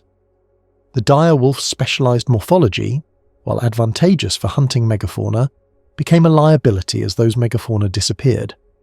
Its extinction represents a clear example of how climate change, habitat alteration, and interspecies competition can combine to drive even formidable predators to their end. The fossil record of the dire wolf at sites like La Brea tar pits provides an unparalleled window into the dynamics of an ancient predator, its adaptations, and its eventual disappearance from the North American landscape. The short-faced bear, Arctodus simus, was one of the largest and most imposing land carnivores to walk the earth during the late Pleistocene epoch in North America. Living from approximately 1,800,000 years ago until about 11,000 years ago, it was a true giant, commanding immense respect in its Ice Age ecosystems. Its formidable size and powerful build set it apart from modern bears and made it a dominant predator and scavenger. In terms of sheer size, Arctodus simus was an absolute behemoth. Standing on all fours, it could reach a height of 1.5 to 1.8 meters, 5 to 6 feet at the shoulder, significantly taller than any living bear. When standing on its hind legs, it could reach heights of 3.4 to 3.7 meters, 11 to 12 feet, towering over modern grizzly bears. Weight estimates vary, but it is generally thought to have weighed between 600 and 800 kilograms, 1,300 to 1,800 pounds, with some larger individuals potentially exceeding 1,000 kilograms, 2,200 pounds. This made it one of the largest terrestrial mammalian carnivores in Earth's history. Its skeletal structure reveals a powerful and specialized animal. The name short-faced refers to its noticeably shorter snout compared to other bears, giving its skull a broader, more robust appearance. Its teeth were large and powerful, suggesting an adaptation for crushing bone and tearing flesh. The limbs were relatively long and slender for its body mass, especially the hind limbs, indicating that it was capable of surprisingly fast movement for its size, potentially reaching speeds of up to 60 kilometers per hour, 40 miles per hour, in short bursts. Its enormous body, coupled with these long legs, made it an efficient mover across open landscapes. The diet and feeding habits of the short-faced bear have been a subject of extensive scientific debate. Initially, it was often portrayed as an active pursuit predator, using its long legs to chase down prey. However, more recent research suggests a strong emphasis on scavenging. Its immense size, powerful jaws, and broad skull would have enabled it to effectively dominate kills and drive off other predators, including dire wolves and saber-toothed cats. With its towering height, it could easily spot carcasses from a distance and intimidate smaller carnivores once it arrived. Stable isotope analysis of its bones, which examines the chemical signatures of its diet, indicates a diet rich in meat, consistent with both active predation and scavenging. The ability to crack open bones would have allowed it to access marrow, a high-calorie resource often left behind by other predators. While scavenging likely played a significant role, the short-faced bear was almost certainly also an active predator. Its powerful build, large claws, and robust limbs were well suited for ambushing and overpowering large herbivores. Its potential prey included Ice Age megafauna such as bison, horses, camels, and possibly young mammoths or mastodons. The combination of its powerful physique and its capacity for bursts of speed would have made it a formidable hunter, especially in open environments where it could leverage its size. Its broad geographical range across North America, spanning from Alaska to Mexico, indicates its adaptability to various habitats, from grasslands and open woodlands to semi-arid regions. Unlike its modern relatives, the short-faced bear probably did not spend significant time hibernating in dens, partly due to its enormous size and energy requirements. It would have needed continuous access to food resources throughout the year. Its immense stature also suggests it might have been more of a solitary animal, with individuals covering vast territories to find enough food. The extinction of the short-faced bear around 11,000 years ago coincides with the end of the Pleistocene epoch and the widespread megafauna extinction event. Several interconnected factors are believed to have contributed to its disappearance. One major factor was climate change. As the Ice Age ended, the rapid warming led to significant environmental shifts. The open grasslands and steppes, which were the preferred habitats of the large herbivores that constituted the bear's prey, and scavenging opportunities, began to shrink or transform into denser forests. This reduction in the abundance of large megafauna, either through their own extinctions or population declines, directly impacted the short-faced bear's food supply. A highly specialized large carnivore is more vulnerable to changes in its prey base. Another critical factor was competition, particularly from humans. As human populations expanded across North America, they became increasingly skilled hunters of megafauna. This created direct competition for the same large carcasses that the short-faced bear relied upon. While the short-faced bear was powerful enough to scare off other carnivores, sustained human hunting pressure on its food sources could have severely impacted its ability to find sufficient sustenance. Additionally, the brown bear, Ursus arctos, ancestors of modern grizzlies and Kodiak bears, also migrated into North America towards the end of the Ice Age. These bears were smaller, more omnivorous, and more adaptable, able to survive on a wider range of foods, including berries, nuts, and fish, in addition to meat. This broader dietary flexibility gave them an advantage in the changing environment compared to the more specialized short-faced bear. The short-faced bear, with its reliance on abundant large prey and its specialized powerful build, was less adaptable to the rapidly changing conditions. Its immense size, while an advantage in a megafauna-rich world, became a liability when food sources became scarce. The energy demands of such a large body simply could not be met in the new environment. Its extinction marks the end of an era dominated by enormous Ice Age predators, paving the way for the smaller, more adaptable carnivores that characterize modern ecosystems. The short-faced bear stands as a testament to the incredible diversity of life that once roamed North America and the profound impact of global environmental shifts. American mastodons, scientifically known as Mammoth americanum, were prominent elephant-like creatures that roamed North America during the Pleistocene epoch, commonly known as the Ice Age. Their existence spanned from roughly 3.7 million years ago until their extinction about 10,000 years ago. While often confused with mammoths due to their similar appearance and shared time period, mastodons belong to a distinct family, the Mammutidae, separate from the Elephantidae family that includes mammoths and modern elephants. This distinction is crucial for understanding their unique ecological roles and adaptations. Physically, mastodons were robustly built animals. They stood about 2.3 to 3 meters, 7.5 to 10 feet, tall at the shoulder, with males generally larger than females. Their bodies were long and low-slung compared to mammoths. They possessed a thick, shaggy coat of reddish-brown hair, providing insulation against the cold climates of the Ice Age. Their most distinctive features were their tusks, which were typically less curved than those of woolly mammoths, and could reach lengths of up to 5 meters, 16 feet in males. These tusks projected forward and slightly upward, suggesting a different primary use than the highly curved tusks of mammoths. The most significant difference between mastodons and mammoths lay in their dentition, and consequently their feeding habits. Mastodons possessed unique cone-shaped molars with blunt cusps, resembling a series of nipples or breasts, from which their name, mastodon, meaning nipple tooth, is derived. These teeth were perfectly adapted for crushing and grinding coarse vegetation, such as twigs, leaves, branches, and conifer needles. This dietary preference meant mastodons were primarily browsers. Their tusks were likely used for stripping bark from trees, breaking branches, or possibly for digging up roots and tubers. This specialized diet dictated their preferred habitat. Mastodons were creatures of the forests and woodlands. Their fossils are most commonly found in association with evidence of temperate forests, swamps, and bogs. They thrived in environments characterized by dense tree cover and abundant woody vegetation, ranging from Alaska and Canada in the north, south through the United States and into parts of Mexico. This contrasts sharply with woolly mammoths, which were grazers adapted to the vast open grasslands and cold steppes of the Ice Age. While mammoths roamed the treeless plains, mastodons preferred the shelter and resources of wooded areas, often found near freshwater sources. Their presence in peat bogs and swampy deposits is particularly common, as these environments provided the woody browse they favoured and also acted as natural traps, preserving their remains. The distribution of mastodon fossils across North America provides further insight into their habitat preferences. They were widespread, but their greatest concentrations are found in the eastern and midwestern United States, areas that were heavily forested during the Ice Age.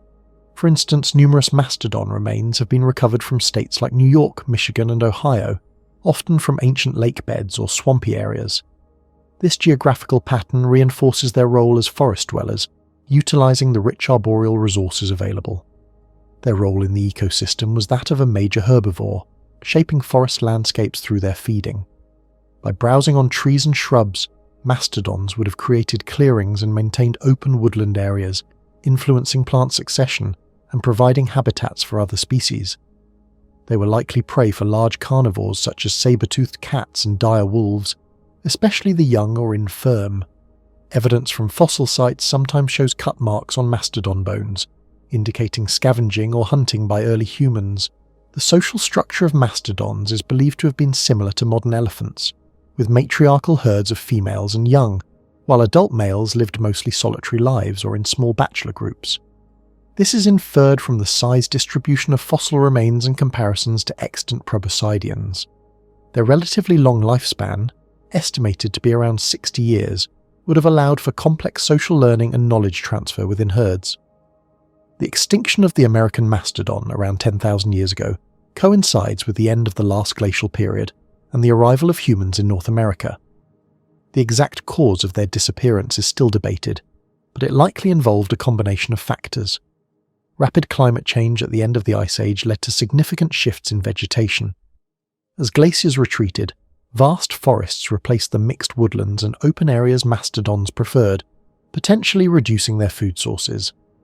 The increasing presence and hunting pressure from early human populations, known as Clovis people, is also considered a major contributing factor. While mastodons were large and formidable, their relatively slow reproductive rate and dependence on specific forest habitats may have made them vulnerable to these combined pressures. The disappearance of the mastodon marked the end of a unique lineage of proboscideans that had successfully adapted to the wooded landscapes of ancient North America for millions of years. The giant beaver, Castroides ohioensis, was an extraordinary rodent that lived in North America during the Pleistocene epoch, from approximately 1.4 million years ago until its extinction around 10,000 years ago. It was significantly larger than its modern beaver relatives, reaching lengths of up to 2.5 meters, 8 feet, and weighing an estimated 60 to 100 kilograms, 130 to 220 pounds, making it comparable in size to a black bear. Its immense size places it among the largest rodents that have ever lived. The most striking feature of the giant beaver, apart from its size, was its teeth. Unlike modern beavers, which have chisel-like incisors adapted for felling trees, castroids possessed incisors that were proportionally larger, up to 15 centimeters, 6 inches long, but they were broader and had a more rounded, ridged surface. This difference in tooth morphology suggests a different feeding strategy. While modern beavers are famous for cutting down trees to build dams and lodges and feeding on cambium, the inner bark of trees, the teeth of the giant beaver do not show the characteristic wear patterns associated with gnawing through large woody stems. Instead, their teeth appear more suited for cutting and crushing softer vegetation. This dental evidence, combined with fossil discoveries, indicates that the giant beaver was likely not a builder of large dams or lodges in the same way modern beavers are. There is no fossil evidence of giant beaver-built dams. Instead, it is believed they lived in swampy, marshy environments, possibly creating channels through soft vegetation or building simpler shelters. Their habitat preference was for wetlands, bogs, and slow-moving waterways, particularly in the Great Lakes region of North America where many of their fossils have been found. Their large size would have made them less agile on land, reinforcing their adaptation to aquatic or semi-aquatic environments. The diet of the giant beaver is inferred to have consisted primarily of aquatic and semi-aquatic plants, such as cattails, water lilies, and other herbaceous vegetation found in wetlands. Their broad, rounded incisors would have been effective at snipping and processing these softer plant materials. This dietary specialization further distinguishes them from their modern counterparts, which rely heavily on woody plants. The abundance of such vegetation in the extensive wetlands of Ice Age North America would have provided ample food for these large rodents. Giant beaver fossils have been found across a wide range of North America, from Florida to Alaska and as far west as Nebraska. However, the majority of specimens come from the Midwestern United States and the Great Lakes region, areas that were characterized by numerous lakes, swamps, and slow-moving rivers during the Pleistocene. This distribution aligns with their presumed habitat and dietary preferences. Their presence in these wetland ecosystems suggests they played a significant role in shaping these environments, perhaps by consuming large quantities of vegetation and creating open water areas through their feeding activities. The anatomy of the giant beaver also included a large muscular tail, though its exact shape is debated. Some reconstructions suggest a more rounded, less flattened tail than modern beavers, while others depict a somewhat flattened tail, but perhaps not as broad. This tail would have been essential for propulsion in water and for balance on land. Their hind feet were likely webbed, further aiding their aquatic locomotion. The extinction of Castroides ohioensis occurred around 10,000 years ago, coinciding with the end of the last glacial period and the onset of the Younger Dryas climate event, followed by the Holocene warming. The reasons for their disappearance are complex and likely multifactorial. One prominent theory points to climate change. As the Ice Age ended, the vast, cold, marshy wetlands that were ideal for giant beavers began to shrink or transform. The shift towards drier conditions and the spread of different types of forests may have reduced the availability of their preferred aquatic plant food sources. Another factor to consider is the arrival and spread of humans across North America. While there is less direct evidence of giant beaver hunting by early humans compared to megafauna like mammoths, it is possible that human activities, including hunting or habitat alteration, contributed to their decline. However, the strong correlation with environmental shifts suggests that climate change and habitat loss were primary drivers. The giant beaver, despite its impressive size, was a specialist, highly adapted to a specific type of wetland ecosystem. When that ecosystem changed dramatically, it was unable to adapt, leading to its eventual extinction.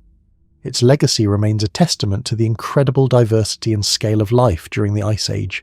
During the Ice Age, the North American continent was home to a surprisingly diverse array of camel species, far more varied than the two living species we know today, the dromedary and Bactrian camels, which are native to Afro-Eurasia. These ancient camelids, belonging to the family Camelidae, roamed vast landscapes from Alaska to Mexico, adapting to a wide range of environments. Their presence highlights the evolutionary history of camels, which actually originated in North America before migrating to other continents. The earliest camelids appeared in North America around 45 million years ago. Over millions of years, they diversified into numerous forms, including some truly gigantic species that thrived during the Pleistocene epoch. These Ice Age camels were generally larger than modern camels, and their adaptations allowed them to inhabit diverse ecosystems, from open grasslands and steppes to more arid and semi-arid regions. One of the most notable Ice Age camelids was Camelops hesternus, commonly known as the western camel. This species was widespread across western North America, from Alaska down to Mexico, living from about 300,000 years ago until its extinction around 10,000 years ago. Camelops was a large animal, standing about 2.1 meters, 7 feet, tall at the shoulder, comparable in size to a modern dromedary camel, but more robustly built. Its fossil remains are abundant, particularly in sites like the La Brea tar pits, which provide a clear picture of its anatomy and lifestyle. Camelops was likely a generalist feeder, capable of both grazing on grasses and browsing on shrubs and leaves, depending on the availability of vegetation in its environment. This dietary flexibility would have allowed it to adapt to the changing plant communities of the Ice Age. Its long legs and neck would have enabled it to cover large distances, making it well suited for nomadic life across vast plains, much like modern camels. While there is no direct fossil evidence of a hump, it is widely believed that Camelops, like modern camels, possessed humps for fat storage, which would have been crucial for survival in environments with fluctuating food and water availability. Another significant Ice Age camelid was the giant camel, Titanotilopus nebraskensis.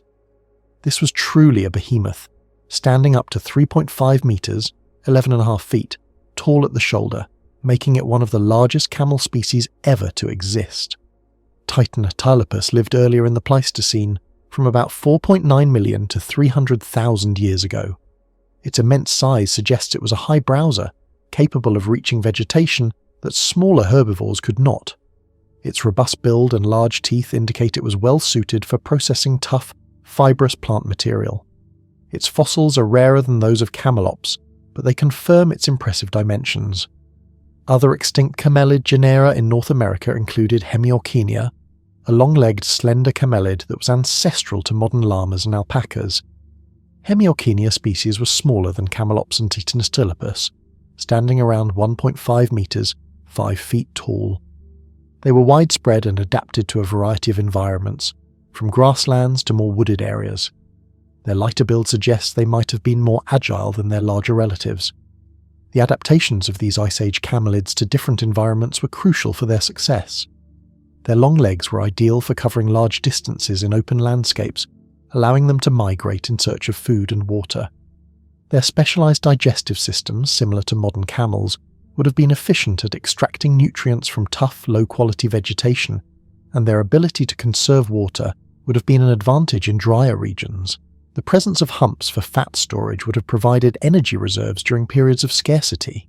The The fossil record of these camelids provides valuable insights into the past ecosystems of North America. They were important components of the megafauna, serving as prey for large carnivores like saber-toothed cats, dire wolves, and short-faced bears.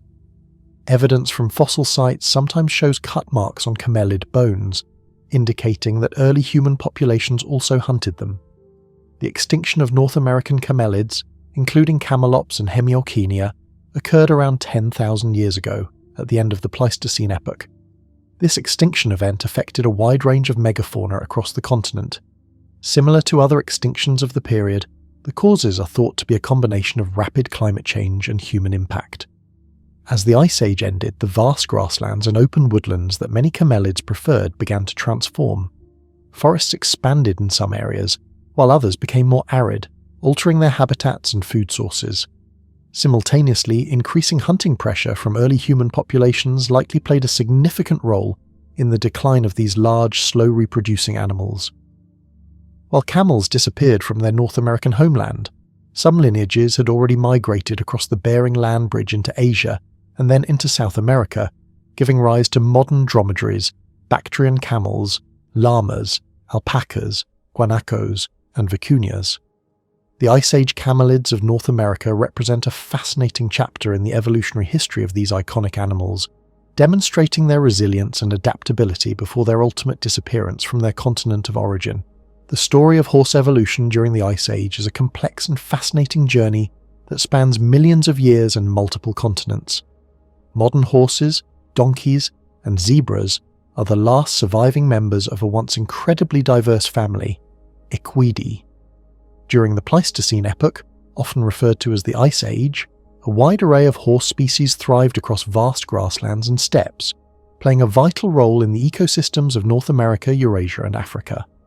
Their fossil record is remarkably complete, providing a detailed understanding of their evolutionary adaptations.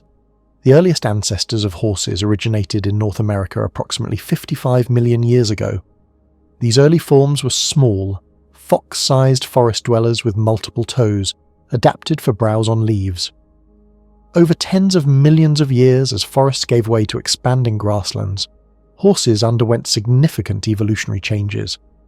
Their teeth became larger and more complex, with high crowns and intricate enamel folds perfectly suited for grinding tough, abrasive grasses. Their limbs became longer and more specialized, with a reduction in the number of toes, eventually leading to the single-hooved foot seen in modern horses. This adaptation allowed for faster running across open plains, crucial for both escaping predators and covering vast distances to find food. By the beginning of the Ice Age, roughly 2.6 million years ago, horse evolution had produced a wide variety of highly successful species. North America was a primary center of horse diversity, where many lineages evolved and diversified. These included various species of equus, the genus that includes modern horses. Some of these Ice Age horses were very similar to modern wild horses in size and appearance, while others exhibited distinct features. For example, some extinct American horses had relatively short, robust limbs, while others were built for extreme speed. They occupied a range of ecological niches, from grazing open plains to browse in more wooded areas. One prominent group was the stilt-legged horses, belonging to the genus Harrington hippus.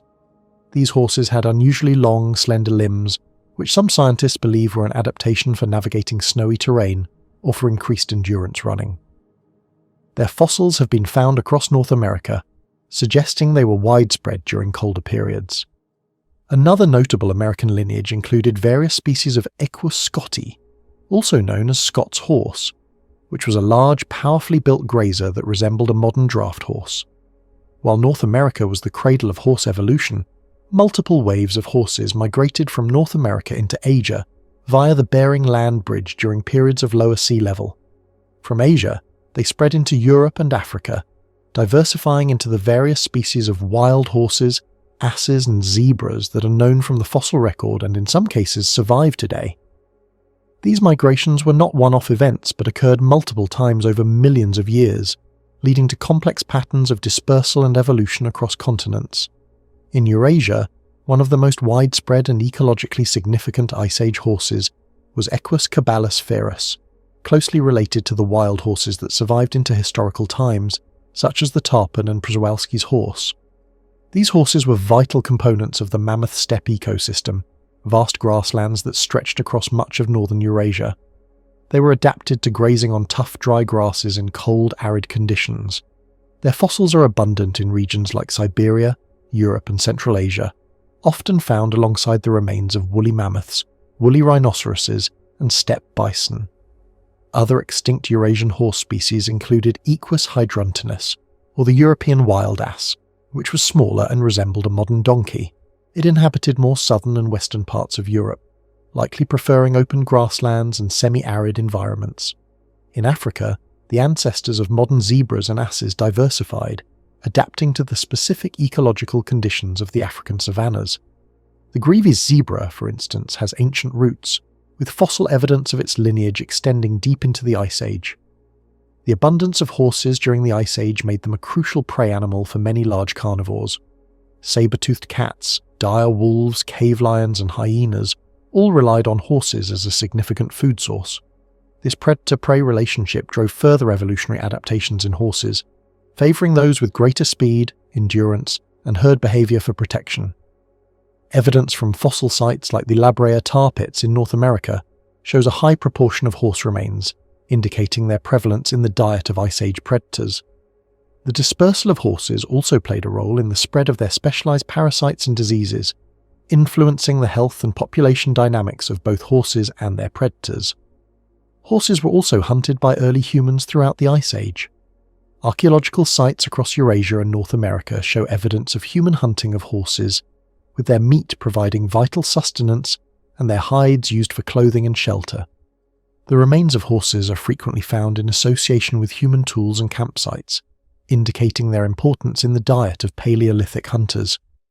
Despite their widespread success and diversity, horses faced significant challenges at the end of the Ice Age, around 10,000 years ago. Many of the large Ice Age horse species went extinct, particularly in North America, where horses completely disappeared. This extinction event, part of the larger megafauna extinction, is thought to be a combination of rapid climate change and increasing human hunting pressure. As the glaciers retreated, new forest environments emerged, replacing the vast grasslands that horses depended on. This environmental shift, combined with the efficiency of human hunters, likely pushed many horse populations to extinction in various regions. Paradoxically, while horses originated in North America and diversified there for millions of years, they vanished from the continent at the end of the Ice Age. The horses that repopulated North America in the 16th century were reintroduced by European explorers and settlers, descendants of those ancient lineages that had migrated to Asia tens of thousands of years earlier and subsequently evolved in Eurasia. The rich fossil record of horse evolution during the Ice Age provides a compelling example of adaptive radiation, continental dispersal, and the dramatic impact of environmental change and human activity on large mammal populations. The plant life of the Ice Age was as unique and diverse as the megafauna that roamed its vast landscapes. While commonly imagined as a barren, icy wasteland, the Pleistocene epoch, or Ice Age, encompassed a complex mosaic of ecosystems. These varied from expansive tundras and cold steppes to boreal forests, and even some pockets of temperate woodlands and deserts, depending on latitude, elevation, and proximity to ice sheets.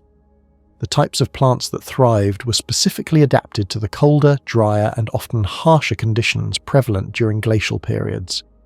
The most characteristic vegetation of the Ice Age was the mammoth steppe. This unique ecosystem was not simply a cold version of modern grasslands.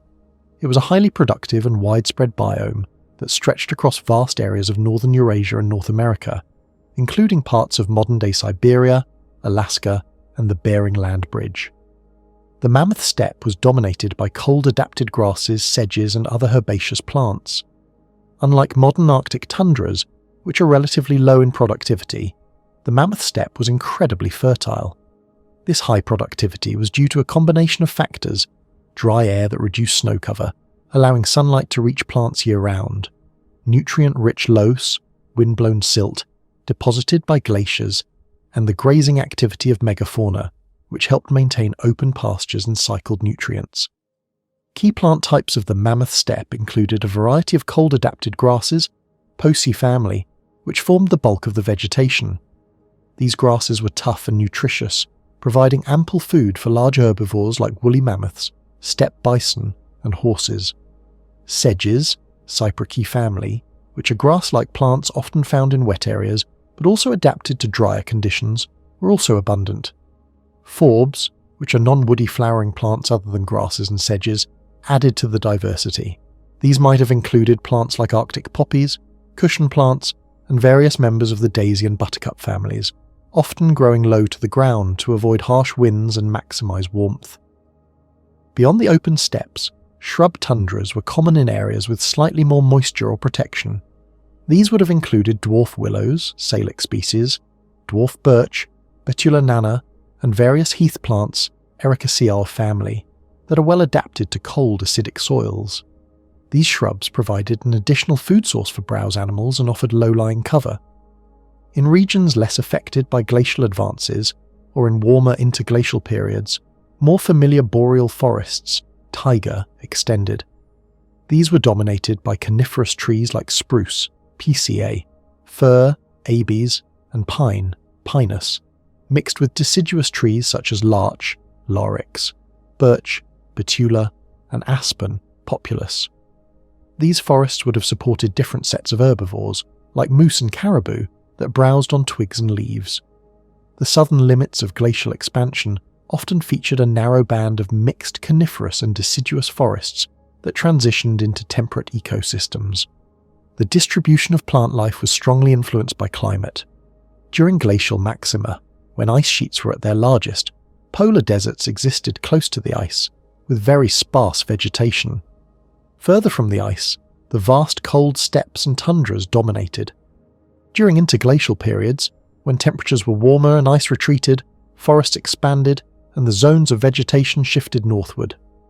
The current Holocene epoch, the geological epoch we live in now, is an interglacial period, and many of the broad-leafed forests and temperate grasslands we see today were less widespread during the colder phases of the Ice Age.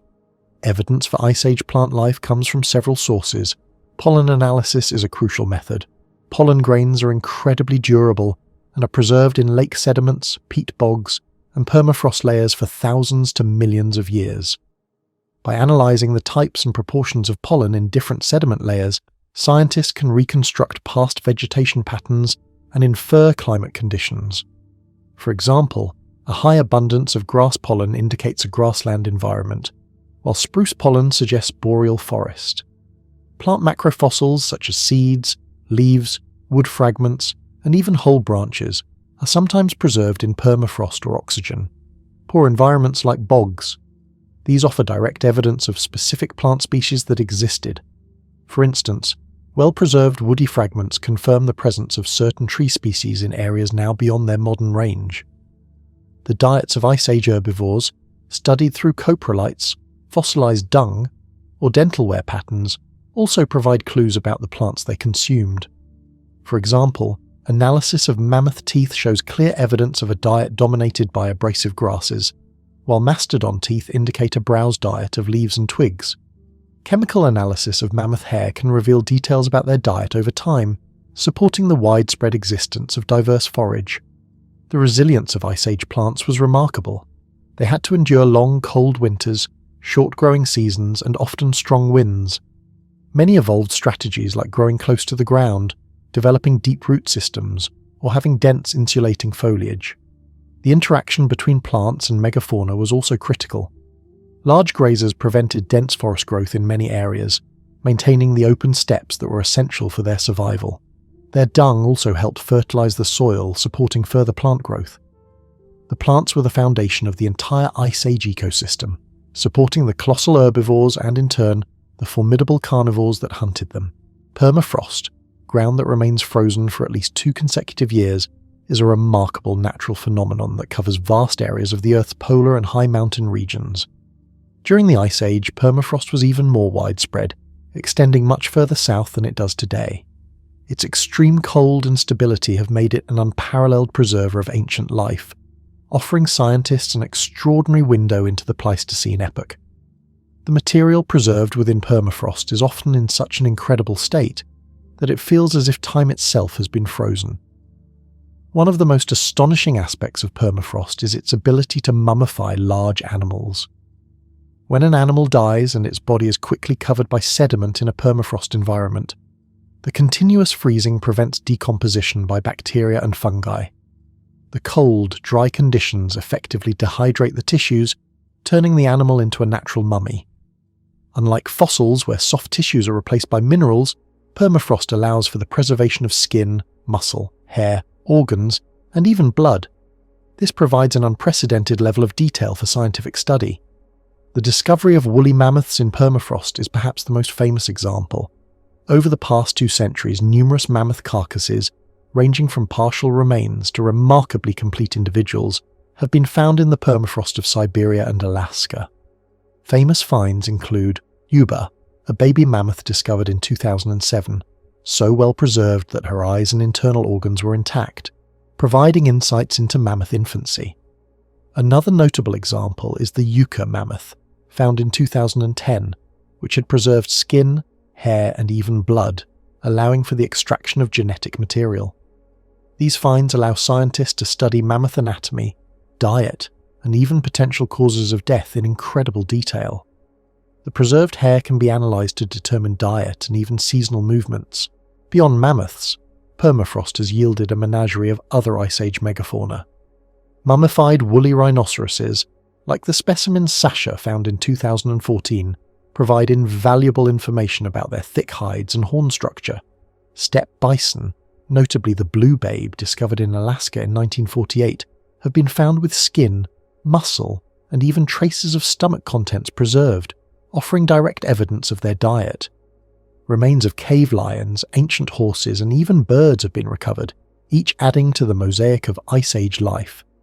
These discoveries allow for genetic studies, providing crucial data on evolutionary relationships, population movements, and the diversity within species. Permafrost also preserves ancient plant life with remarkable fidelity. Seeds, leaves, twigs, roots, and even whole branches and trunks of trees that grew thousands or tens of thousands of years ago are routinely found in frozen ground. This macrofossil evidence complements pollen analysis by providing direct samples of specific plant species. For example, scientists have been able to analyze the stomach contents of mummified mammoths, finding well-preserved fragments of grasses, sedges, and wildflowers, offering a precise picture of their last meal. In some extraordinary cases, ancient seeds have even been successfully germinated after thousands of years in permafrost, demonstrating the incredible power of cold storage for biological material. The Siberian flower, a Silene stenophila seed, was successfully revived from 32,000-year-old permafrost, flowering and producing new seeds. The preservation extends beyond macroscopic organisms to microorganisms and ancient DNA. Permafrost acts as a vast biological freezer, locking away bacteria, viruses, and the genetic material of extinct species. Scientists have successfully extracted and sequenced DNA from mammoth hair, bone, and soft tissue, providing critical information about their genetic makeup, population sizes, and relationships to modern elephants. The study of ancient microbial communities in permafrost also offers insights into the resilience of life in extreme conditions and the potential for long-dormant pathogens. The study of permafrost also offers crucial data on past climates and environments. Layers of ice and sediment within permafrost cores can reveal past temperature fluctuations, precipitation patterns, and atmospheric composition. For instance, the presence of ice wedges or specific types of soil structures indicates sustained cold periods. The transition from one type of preserved vegetation to another shows environmental shifts over time, mapping out the progression of the Ice Age in its various glacial and interglacial phases. However, permafrost itself is now a subject of concern. As global temperatures rise, vast areas of permafrost are thawing. This thawing poses both opportunities and risks. It uncovers new, previously inaccessible ancient remains, leading to more discoveries. But it also exposes long, frozen organic matter to decomposition, releasing potent greenhouse gases like carbon dioxide and methane into the atmosphere, which could accelerate global warming.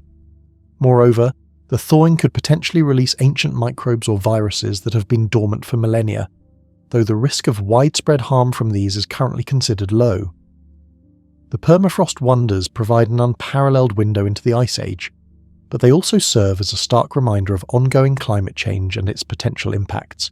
The La Brea tar pits, located in the heart of modern-day Los Angeles, California, represent one of the world's most extraordinary natural traps and an unparalleled window into the Ice Age. For tens of thousands of years, these seeps of natural asphalt have acted as a silent, sticky graveyard, preserving the remains of countless animals and plants from the late Pleistocene epoch. The term tar pits is a common misnomer.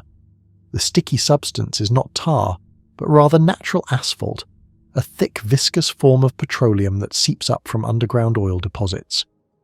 The formation of the La Brea tar pits began deep beneath the Earth's surface. Crude oil, formed from ancient marine organisms, migrated upwards through fissures in the rock. As it reached the surface, lighter, more volatile components of the oil evaporated, leaving behind the heavy, sticky asphalt. This asphalt formed pools and shallow lakes, often covered by a thin layer of dust, leaves or water, making them appear deceptively solid and safe to unsuspecting animals. The trapping mechanism was brutally effective. A thirsty herbivore, perhaps a mammoth or a bison, would step into what appeared to be a harmless puddle, only to find its feet sinking into the viscous asphalt. The more it struggled, the deeper it would become entrapped. Its distress calls would then attract predators and scavengers, such as saber-toothed cats and dire wolves, eager for an easy meal. These predators, in turn, would also become stuck, creating a cycle of entrapment that led to an astonishing accumulation of bones. This explains why the fossil record at La Brea is overwhelmingly dominated by carnivores. For every one herbivore, there are typically 10 carnivores, a dramatic reversal of natural ecosystem ratios where prey vastly outnumber predators. The significance of the La Brea tar pits lies in the sheer volume and exceptional preservation of its fossils. Unlike many fossil sites where bones are scattered and incomplete, the asphalt provided an anaerobic, oxygen-free environment that prevented decomposition by bacteria and fungi. This allowed for the preservation of not just large bones, but also delicate elements like small bird bones, insect exoskeletons, seeds, pollen, and even wood. This level of detail provides an incredibly comprehensive snapshot of an entire Ice Age ecosystem, from the largest megafauna down to microscopic plant life. The site offers insights into the climate, vegetation, and biodiversity of Southern California from approximately 50,000 to 11,000 years ago. Formal scientific excavation of the La Brea tar pits began in the early 20th century. Before that, the area was known for its asphalt, which was mined for roofing and other uses by early settlers. Local residents had long noticed bones in the asphalt, but often dismissed them as remains of cattle or other modern animals. It was not until 1901 that Union Oil Company geologist W. W. Orcutt recognized the bones as belonging to extinct Ice Age animals.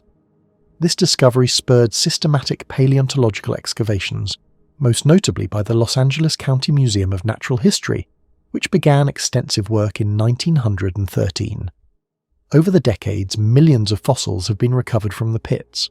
Among the most iconic animals recovered are the saber-toothed cat, Smilodon fatalis, with its formidable long serrated canines, the dire wolf, Canis dirus, a larger and more robust cousin of modern wolves, and the Columbian mammoth, Mammuthus columbi, a southern cousin of the woolly mammoth.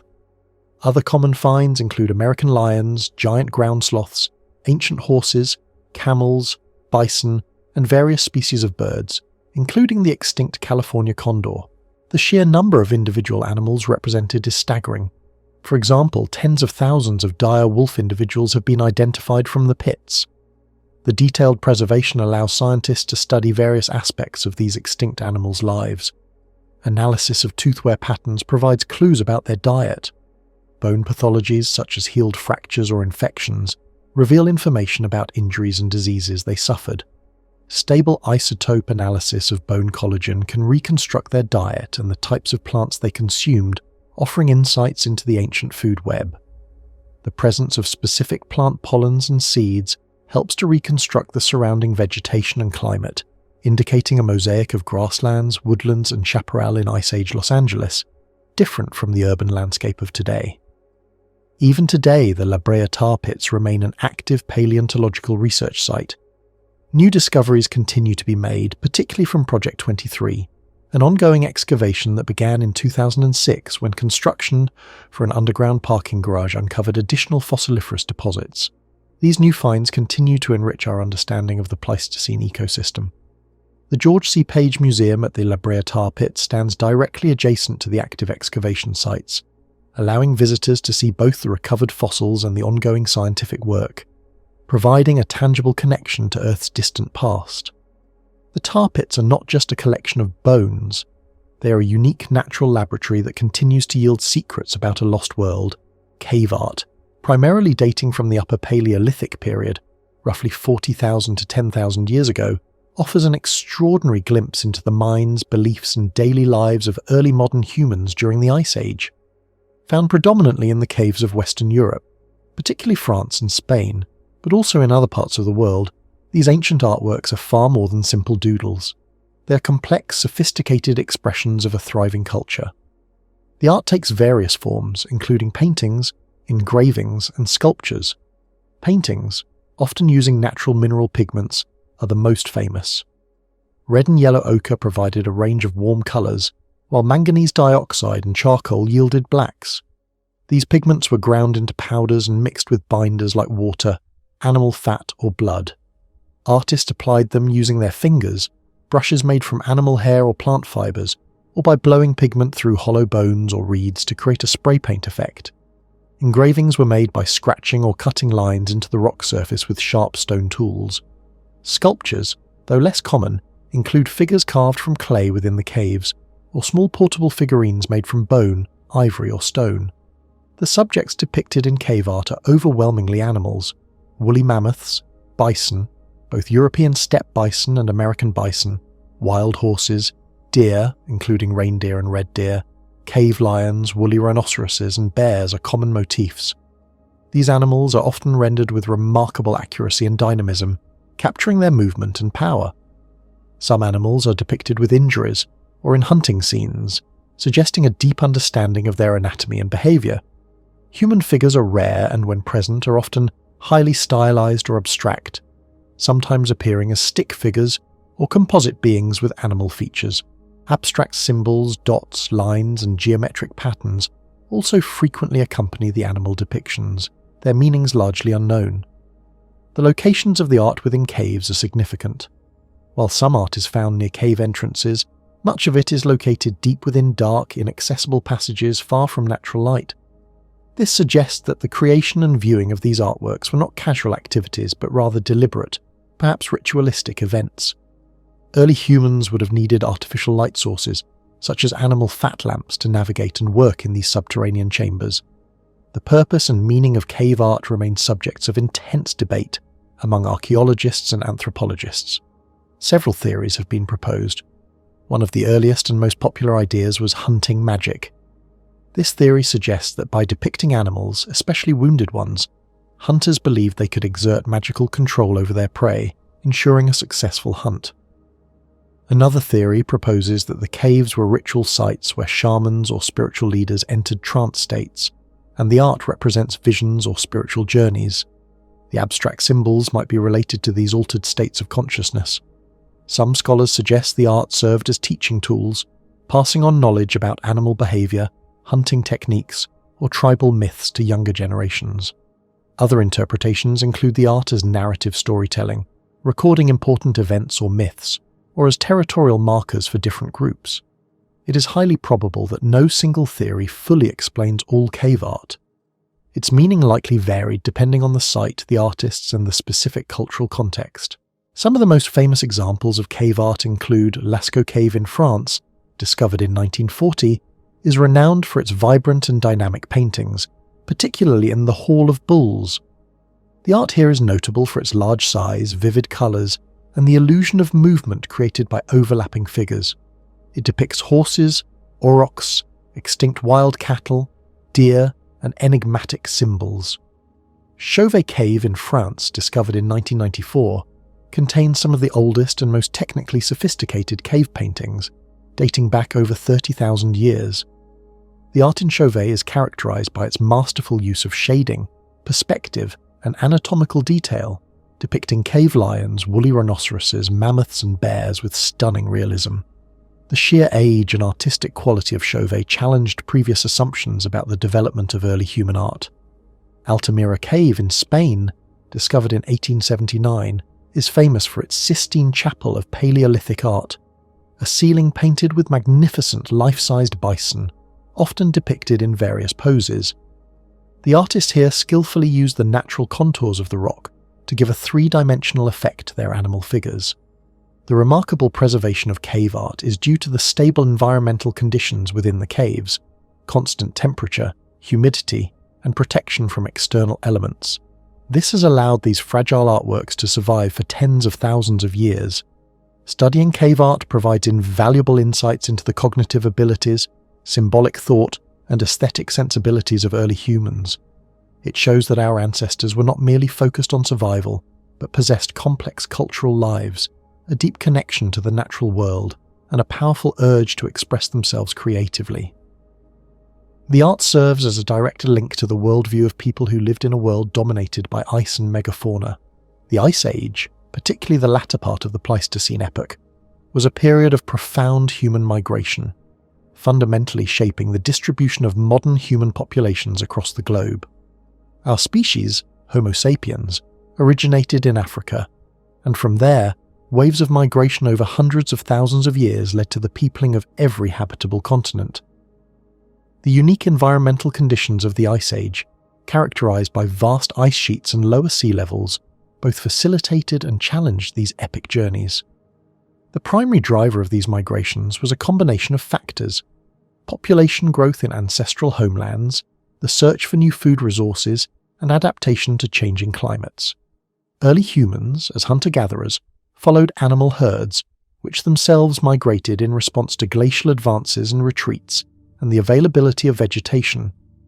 The initial major dispersal of modern humans out of Africa began roughly 60,000 to 70,000 years ago. This out-of-Africa migration saw groups move into the Middle East, then spread across Asia. From Asia, different routes led to Europe, and eventually to the Americas and Australia. The migration into Europe, starting around 45,000 years ago, saw modern humans encounter and eventually replace Neanderthals, an archaic human species adapted to the colder European climate. Humans adapted to the harsh Ice Age conditions by developing sophisticated technologies, including specialized tools for hunting large game, tailored clothing made from animal hides, and robust shelters, sometimes constructed from mammoth bones. The mastery of fire was crucial for warmth, cooking, and protection against predators in these frigid environments. The most extraordinary and debated migration route was the journey from Asia to North America. This was made possible by the existence of Beringia, a vast land bridge that connected Siberia, Asia, and Alaska, North America, during periods of lower global sea levels. As massive ice sheets accumulated over continents, they locked up enormous quantities of water, causing sea levels to drop by as much as 120 meters.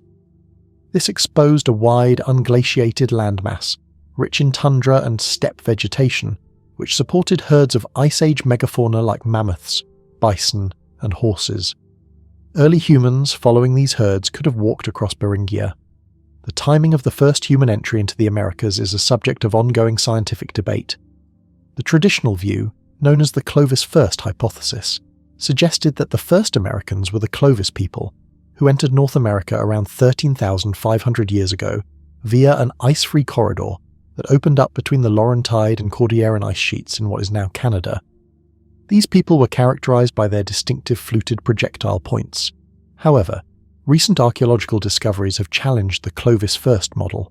Sites like Monteverde in Chile, dating to at least 14,500 years ago, and various sites in North America, e.g. a Meadowcroft rock shelter in Pennsylvania, Buttermilk Creek in Texas, suggest a human presence in the Americas predating Clovis.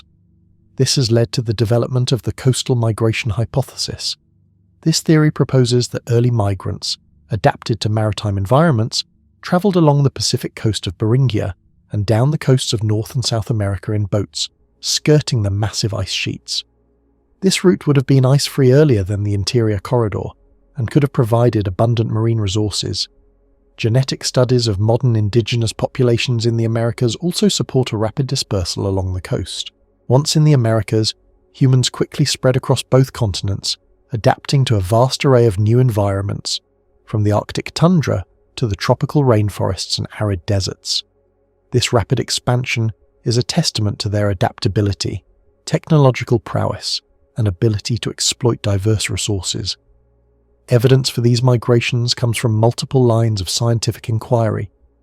Archaeological sites provide direct evidence through the discovery of stone tools, campsites, hearths, and butchered animal remains.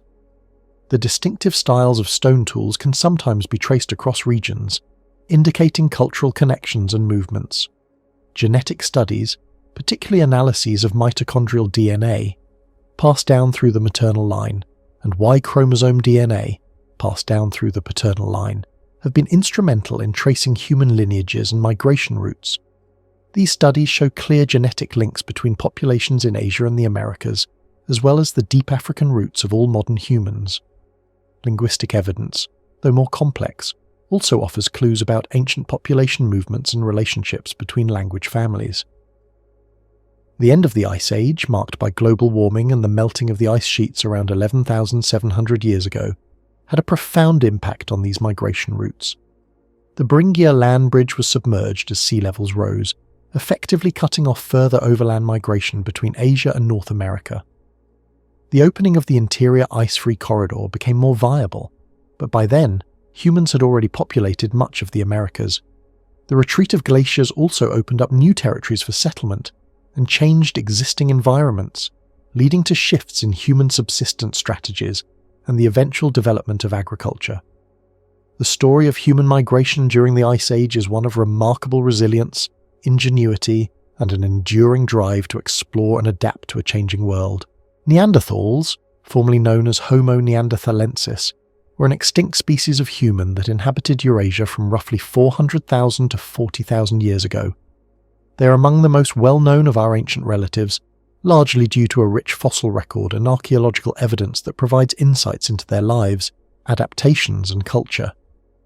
Their existence overlapped with that of early modern humans, Homo sapiens, for a period, particularly in Europe. One of the most defining characteristics of Neanderthals was their adaptations to cold climates. They lived through multiple glacial cycles of the Ice Age, enduring harsh, frigid conditions. Their physical build reflects these adaptations. They had robust, stocky bodies with short limbs, a body shape that minimizes surface area relative to volume, thereby reducing heat loss. This is a principle known as Allen's and Bergmann's rules, observed in many cold-adapted animals. Their large noses, often seen as a distinctive feature, are thought to have helped warm and humidify the cold, dry air they breathed, protecting their lungs. Their bones were thick and dense, indicating a life of physical exertion and providing strong muscle attachments. Neanderthals were skilled toolmakers, primarily associated with the Mousterian stone tool industry. This technology was an advancement over earlier Acheulean tools. Mousterian tools were typically made using the Levallois technique, a sophisticated method where a core stone was carefully prepared to produce flakes of a predetermined shape and size. These flakes were then retouched to create a variety of tools, including scrapers for processing animal hides, points for spears, and knives for cutting meat. The precision and variety of Mousterian tools suggest a high degree of cognitive ability and planning. These tools were essential for their survival, enabling them to hunt large animals, process carcasses, and prepare materials for clothing and shelter. Their diet was heavily reliant on large game.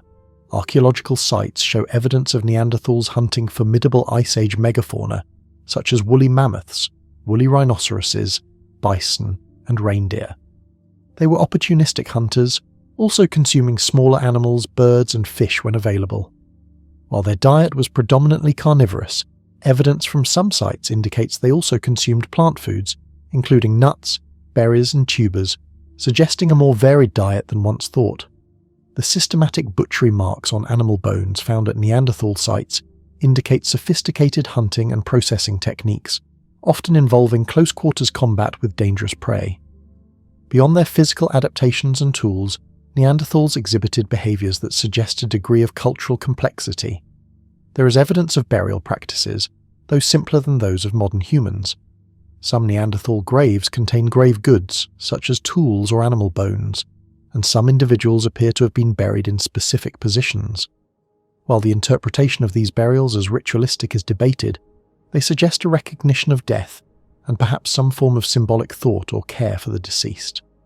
The famous Shanidar cave in Iraq yielded a Neanderthal skeleton buried with what appeared to be pollen, leading to the flower burial hypothesis, though this interpretation is now largely questioned due to other explanations for the pollen's presence. Neanderthals also cared for their sick and injured. Numerous fossil skeletons show evidence of healed fractures, severe arthritis, and other debilitating injuries that would have made survival difficult without assistance. For example, the Old Man of La Chapelle-aux-Saints skeleton shows extensive bone degeneration, suggesting he was cared for by his group. This indicates a level of social cohesion and altruism within Neanderthal communities, where individuals who could not contribute to hunting or foraging were still supported. There is some evidence, though debated, of symbolic behaviour and art. While not as prolific as modern humans, some sites have yielded perforated shells, pigments, and carved bone fragments that might represent early forms of personal ornamentation or symbolic expression. For instance, a site in Spain yielded shells painted with ochre, suggesting their use as jewellery.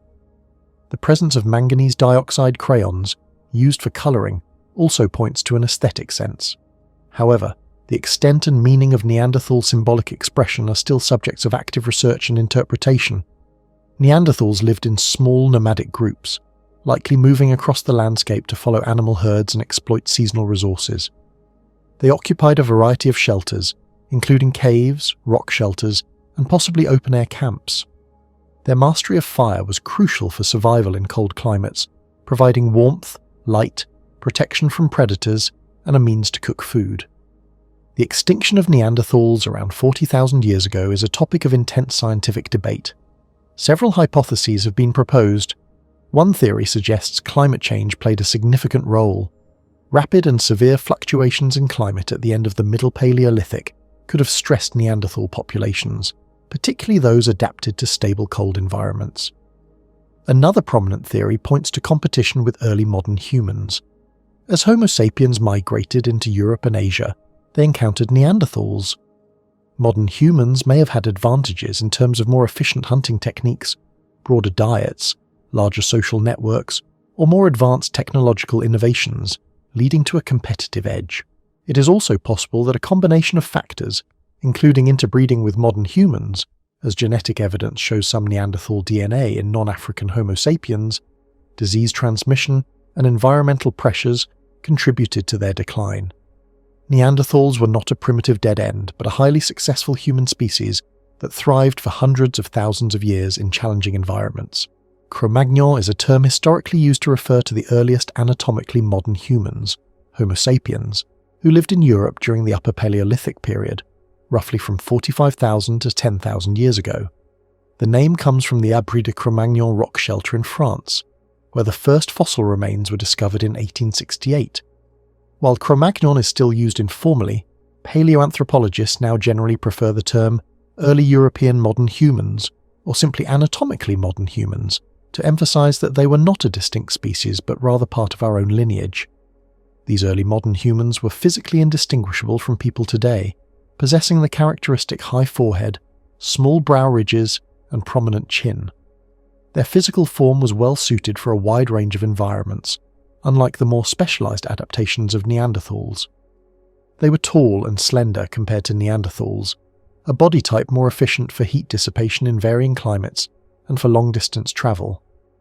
The defining characteristic of Cro-Magnon people was their advanced tool technology, part of what is known as the Upper Paleolithic toolkit. This era saw a significant leap in tool complexity and diversity compared to earlier periods. They developed blade technology, producing long, thin, sharp flakes from stone cores, which could then be further modified into a wide array of specialized tools. These included burins for engraving bone and antler, scrapers for preparing hides, awls for piercing, and points for spears and arrows. The efficiency of blade production meant more cutting edge could be obtained from a single stone core, making resource use more economical. Beyond stone, Cro-Magnon people extensively used bone, antler, and ivory to create tools and objects. They fashioned needles with eyes, indicating the use of sewn clothing, crucial for survival in cold Ice Age environments, harpoons for fishing, spear throwers, atlatls for increasing the range and power of projectiles, and intricate barbed points for hunting were also common. The use of these materials demonstrates a deep understanding of their properties and a sophisticated manufacturing process, often involving grinding, polishing, and carving. Their hunting techniques were highly sophisticated. Cro-Magnon people were expert hunters of Ice Age megafauna, including mammoths, bison, reindeer, and wild horses. They employed cooperative hunting strategies, potentially driving animals into traps or over cliffs. The invention of the atlatl significantly improved their hunting success by allowing them to launch spears with greater force and accuracy from a safer distance. This reduced the risk associated with close-quarters combat with large dangerous animals, a risk that Neanderthals likely faced more often. Their broad diet also included fish, birds, and small mammals, indicating a flexible and opportunistic approach to foraging, which made them more resilient to environmental changes or fluctuations in large game populations. Perhaps the most striking aspect of Cro-Magnon culture is their rich symbolic expression and art. They created stunning cave paintings, such as those found in Lascaux and Chauvet in France and Altamira in Spain. These artworks depict animals with remarkable realism and dynamism, often using natural pigments and the contours of the cave walls to create three-dimensional effects. The purpose of this art is debated but likely served ritualistic, spiritual or educational functions, perhaps related to hunting magic or storytelling. Beyond paintings, they produced portable art, including carved figurines of animals and humans, like the Venus figurines, often made from ivory, bone or stone. These objects demonstrate a sophisticated aesthetic sense and complex symbolic thought. Cro-Magnon people also engaged in elaborate burial practices, indicating a strong sense of ritual and possibly beliefs in an afterlife. Graves often contained grave goods, such as tools, ornaments, and even ceremonial items. The famous Red Lady of Paviland, a male skeleton, from Wales was buried with red ochre, ivory rods, and perforated shells. The careful arrangement of bodies and inclusion of personal items suggest a reverence for the dead and complex social structures. Their social organization likely involved larger and more interconnected groups than Neanderthals. Evidence from archaeological sites suggests more extensive trading networks for raw materials, such as specific types of flint or shells found far from their geological source. This implies broader social connections and possibly a more complex division of labor. Their ability to adapt to diverse environments, from open steppes to forested areas, and their capacity for long-distance migration allowed them to spread widely across Europe and eventually into Asia and beyond. The arrival of Cro-Magnon people in Europe coincided with the decline and eventual disappearance of Neanderthals. While the exact nature of their interaction is still debated, it is clear that early modern humans had a distinct adaptive advantage. Their innovative tool technology, flexible subsistence strategies, broader social networks, and capacity for complex symbolic thought and communication likely contributed to their success and eventual dominance across the Old World. Cro-Magnon people represent a crucial period in human history, demonstrating the full emergence of behaviors that define our species today. Stone tools are the most enduring and abundant artifacts left by early humans, providing direct evidence of their technological capabilities, cognitive development, and survival strategies during the Ice Age. The evolution of stone tool technology spans millions of years, from the simplest choppers to highly specialized blades, reflecting increasing sophistication in human ingenuity and adaptation. The earliest stone tools belonging to the Older One industry date back as far as 2.6 million years ago in East Africa. These tools were remarkably simple, consisting primarily of choppers, river cobbles, from which a few flakes had been struck off to create a sharp edge. These flakes themselves were also used for cutting. The Older One toolkit demonstrates a basic understanding of how to fracture stone to create a usable edge. They were likely used for butchering animal carcasses, breaking open bones to access marrow, and possibly processing plant foods. The simplicity of these tools belies the cognitive leap they represent, the deliberate modification of natural objects for a specific purpose, a hallmark of human technology. Following the Oldowan, the Acheulean industry emerged around 1.7 million years ago, characterized by the iconic hand axe. Acheulean hand axes were bifacial, meaning they were shaped on both sides, creating a symmetrical, teardrop-shaped tool with a sharp edge all around. Their creation required more planning and skill than older one tools, as the toolmaker had to visualize the final shape and strategically remove flakes. Hand axes were versatile tools, likely used for butchering large animals, digging, chopping wood, and possibly as projectile weapons. The widespread distribution of Herculean hand axes across Africa, Europe, and Asia indicates a successful and long-lasting technological tradition associated with Homo erectus and early Homo sapiens. The Mousterian industry, primarily associated with Neanderthal and some early modern humans, developed around 300,000 years ago.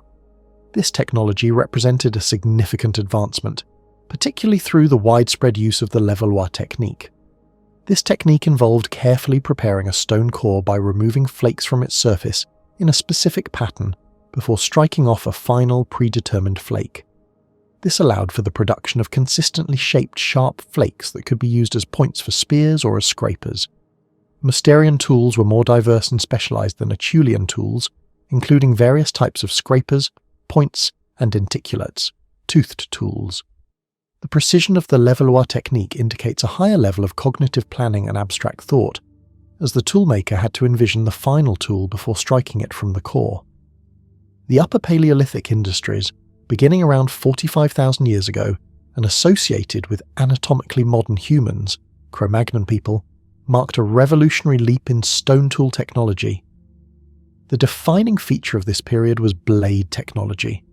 Blades are long, narrow flakes that are at least twice as long as they are wide, with parallel sides. They are produced from specially prepared cores, allowing for the efficient creation of many usable cutting edges from a single piece of raw material. Blades could then be further modified into a vast array of specialized tools through a process called retouching. The Upper Paleolithic toolkit was incredibly diverse and specialized. It included burins, chisel-like tools with a sharp, angled edge, used for engraving bone, antler, and ivory. These were crucial for creating tools from organic materials, such as needles and harpoons. End scrapers, tools with a steep working edge at one end, ideal for scraping hides to prepare them for clothing or shelter. Backed blades, blades with one edge blunted, backed, so they could be held comfortably, while the other edge remained sharp for cutting. Points, finely crafted points, often bifacial, designed to be hafted onto spears or arrows. The invention of the spear thrower, atlatl, further enhanced the effectiveness of these projectile weapons. Beyond stone, Upper Paleolithic people extensively used bone, antler, and ivory to create tools. The development of stone tools like burins made it possible to work these harder organic materials. This led to the creation of needles with eyes, indicating the widespread use of sewn clothing, essential for survival in the extreme cold of the Ice Age. Harpoons, barbed points used for fishing, demonstrating a diversification of food sources. Atlatls, spear throwers, devices that effectively extended the arm, allowing spears to be thrown with much greater force and accuracy, significantly improving hunting success. Ornaments, beads, pendants, and other decorative items made from bone, shell, and ivory, indicating symbolic thought and personal adornment. The raw materials for stone tools were carefully selected. High-quality flint, chert, and obsidian were preferred due to their predictable fracture patterns, which allowed for precise shaping. Early humans often travelled long distances or established trade networks to acquire these superior materials, indicating a complex understanding of resource management and social organisation. The craftsmanship involved in Upper Paleolithic tools was exceptional, demonstrating not only technical skill, but also a deep knowledge of lithic properties. The ability to produce standardized blades and then refine them into specialized tools allowed for greater efficiency in hunting, food processing, and the creation of clothing and shelter. Stone tools were not just instruments of survival, they were extensions of human ingenuity, enabling early humans to adapt to diverse and challenging environments across the globe during the Ice Age. Their enduring presence in the archaeological record continues to reveal the remarkable story of human technological evolution. The mastery of fire was a transformative achievement for early humans during the Ice Age, a period characterized by immense glaciers and brutally cold climates. This control over a natural force provided a suite of critical advantages that were fundamental to survival, enabling early human populations to expand into colder regions and fundamentally altering their way of life. Fire offered warmth, protection, and a revolutionary means to process food, each aspect contributing significantly to human resilience and development. The most immediate and obvious benefit of fire in an Ice Age environment was warmth. As vast ice sheets covered large parts of the northern continents, temperatures plummeted, making survival challenging for any warm-blooded creature. A controlled fire provided a reliable source of heat, allowing early humans to endure freezing nights and harsh winters. This warmth was not just about comfort, it was about preventing hypothermia, a deadly threat in extreme cold.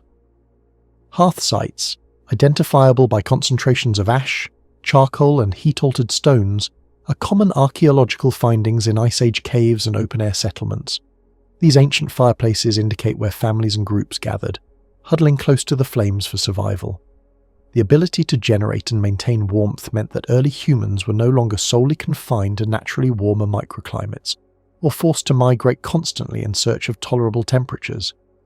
This expanded their habitable range, allowing them to settle in areas that would otherwise have been uninhabitable, pushing the boundaries of human presence further north into Europe and Asia.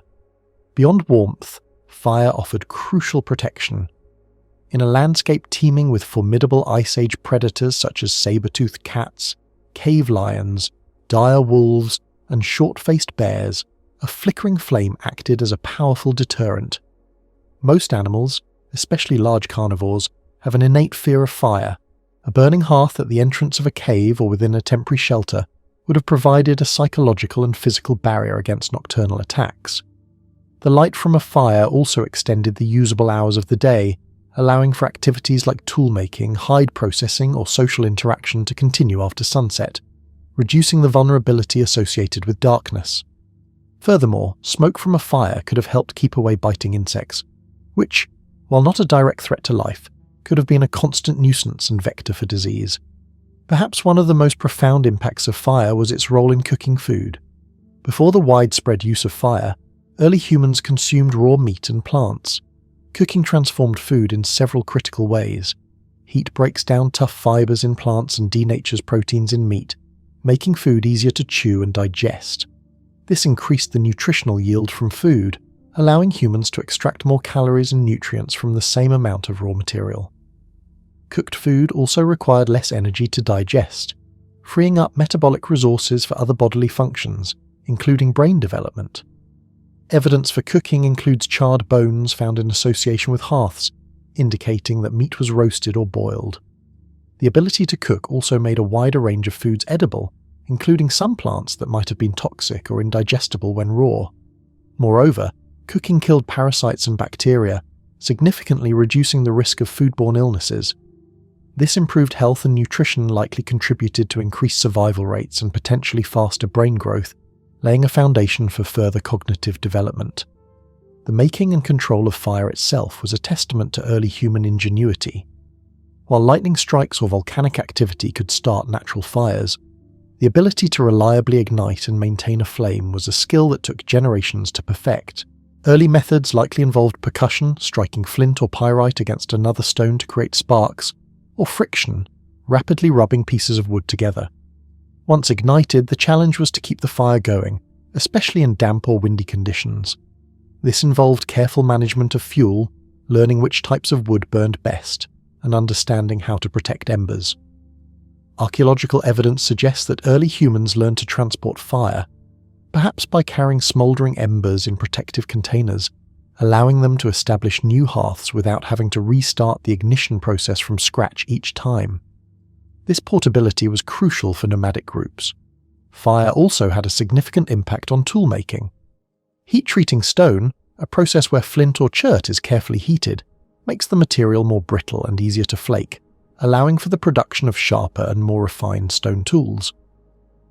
This technique improved the efficiency of hunting weapons and butchering tools. Fire could also be used to harden wooden spear tips, making them more effective for hunting. The ability to control fire thus indirectly contributed to advancements in hunting technology and food processing. Beyond the practical benefits, fire played a crucial social and cultural role.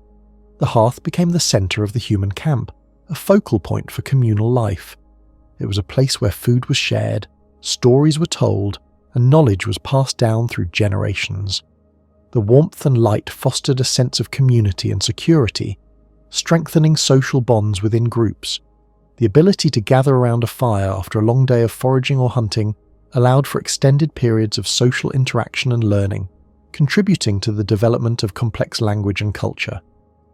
Fire was not just a tool, it was a catalyst for social cohesion and cultural evolution.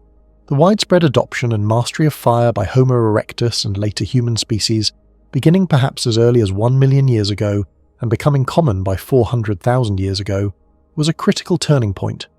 It allowed humans to adapt to a broader range of environments, facilitated a more nutritious diet, reduced disease, provided protection, and fostered social development. In the harsh, unforgiving world of the Ice Age, fire was not merely a convenience, it was a fundamental pillar of human survival and a key driver of our evolutionary success. Without it, the expansion of human populations into the colder latitudes of the Northern Hemisphere, and indeed the very survival of our ancestors in such extreme conditions, would have been far more challenging, if not impossible. The glowing embers of ancient hearths represent the enduring legacy of humanity's earliest and most vital technological innovation. Surviving the extreme cold of the Ice Age required more than just fire. It demanded incredible ingenuity in creating effective clothing and robust shelters. Early humans, lacking natural fur, had to invent ways to protect themselves from freezing temperatures, biting winds, and heavy snow. Their ability to adapt and innovate in these areas was crucial for their survival and for their expansion into the frigid landscapes of the northern continents. Clothing made from animal hides was a fundamental innovation.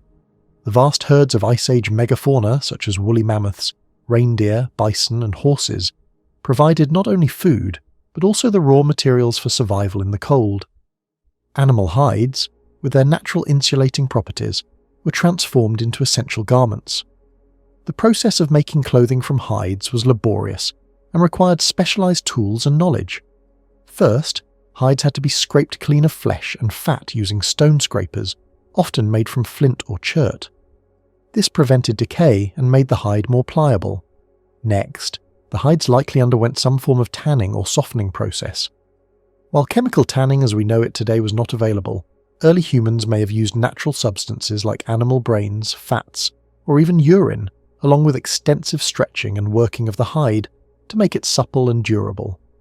This prevented the hide from becoming stiff and brittle when dry. Once prepared, the hides were cut and sewn into garments. Archaeological discoveries of bone needles, some as fine as modern steel needles, dating back as far as 40,000 years ago, provide direct evidence of sophisticated sewing capabilities. These needles, often made from bird bones or ivory, had eyes for threading. Sinews, strong connective tissues from animals, would have been used as thread, providing a durable and natural sewing material. The ability to sew allowed for the creation of fitted clothing, which is far more effective at trapping body heat than simple draped hides. Layering was likely a key strategy, with multiple layers of hides and furs providing superior insulation. Inner layers might have been made from softer, dehaired hides, while outer layers retained fur for maximum warmth and protection against wind and snow. Footwear, gloves or mittens and head coverings would have been essential to prevent frostbite on extremities. The effectiveness of this clothing meant that early humans could spend more time outdoors, hunting and foraging, even in severe cold. Beyond personal protection, shelters were vital for long-term survival and for providing a secure base camp. While natural caves offered ready-made protection, they were not always available or ideal. Early humans demonstrated remarkable architectural skills in constructing artificial shelters, adapting to the resources available in their environment. One of the most iconic forms of Ice Age shelter was the mammoth bone hut. In regions like the vast steppe tundra of Eastern Europe and Siberia, where wood was scarce, early humans ingeniously utilized the bones of hunted mammoths to construct dwellings. Archaeological sites such as Mazirich in Ukraine, dating back around 15,000 years ago, reveal circular or oval structures made from dozens, sometimes hundreds, of mammoth bones. Large, heavy bones like skulls, mandibles, and femurs formed the base and framework, providing a sturdy foundation. Tusks were often used to create arched entrances or support the roof. Smaller bones and hides would have been draped over this framework to create walls and a roof, providing insulation and protection from the elements. These huts could be quite large, some measuring several meters in diameter, capable of housing multiple families.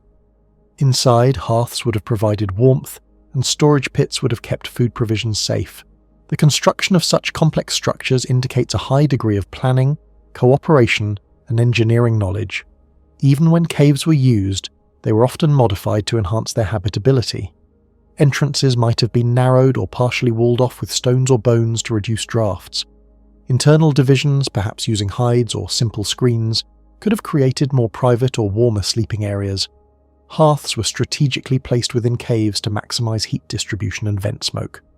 The consistent use of certain caves over thousands of years suggests a deep understanding of their microclimates and how to optimize them for human habitation.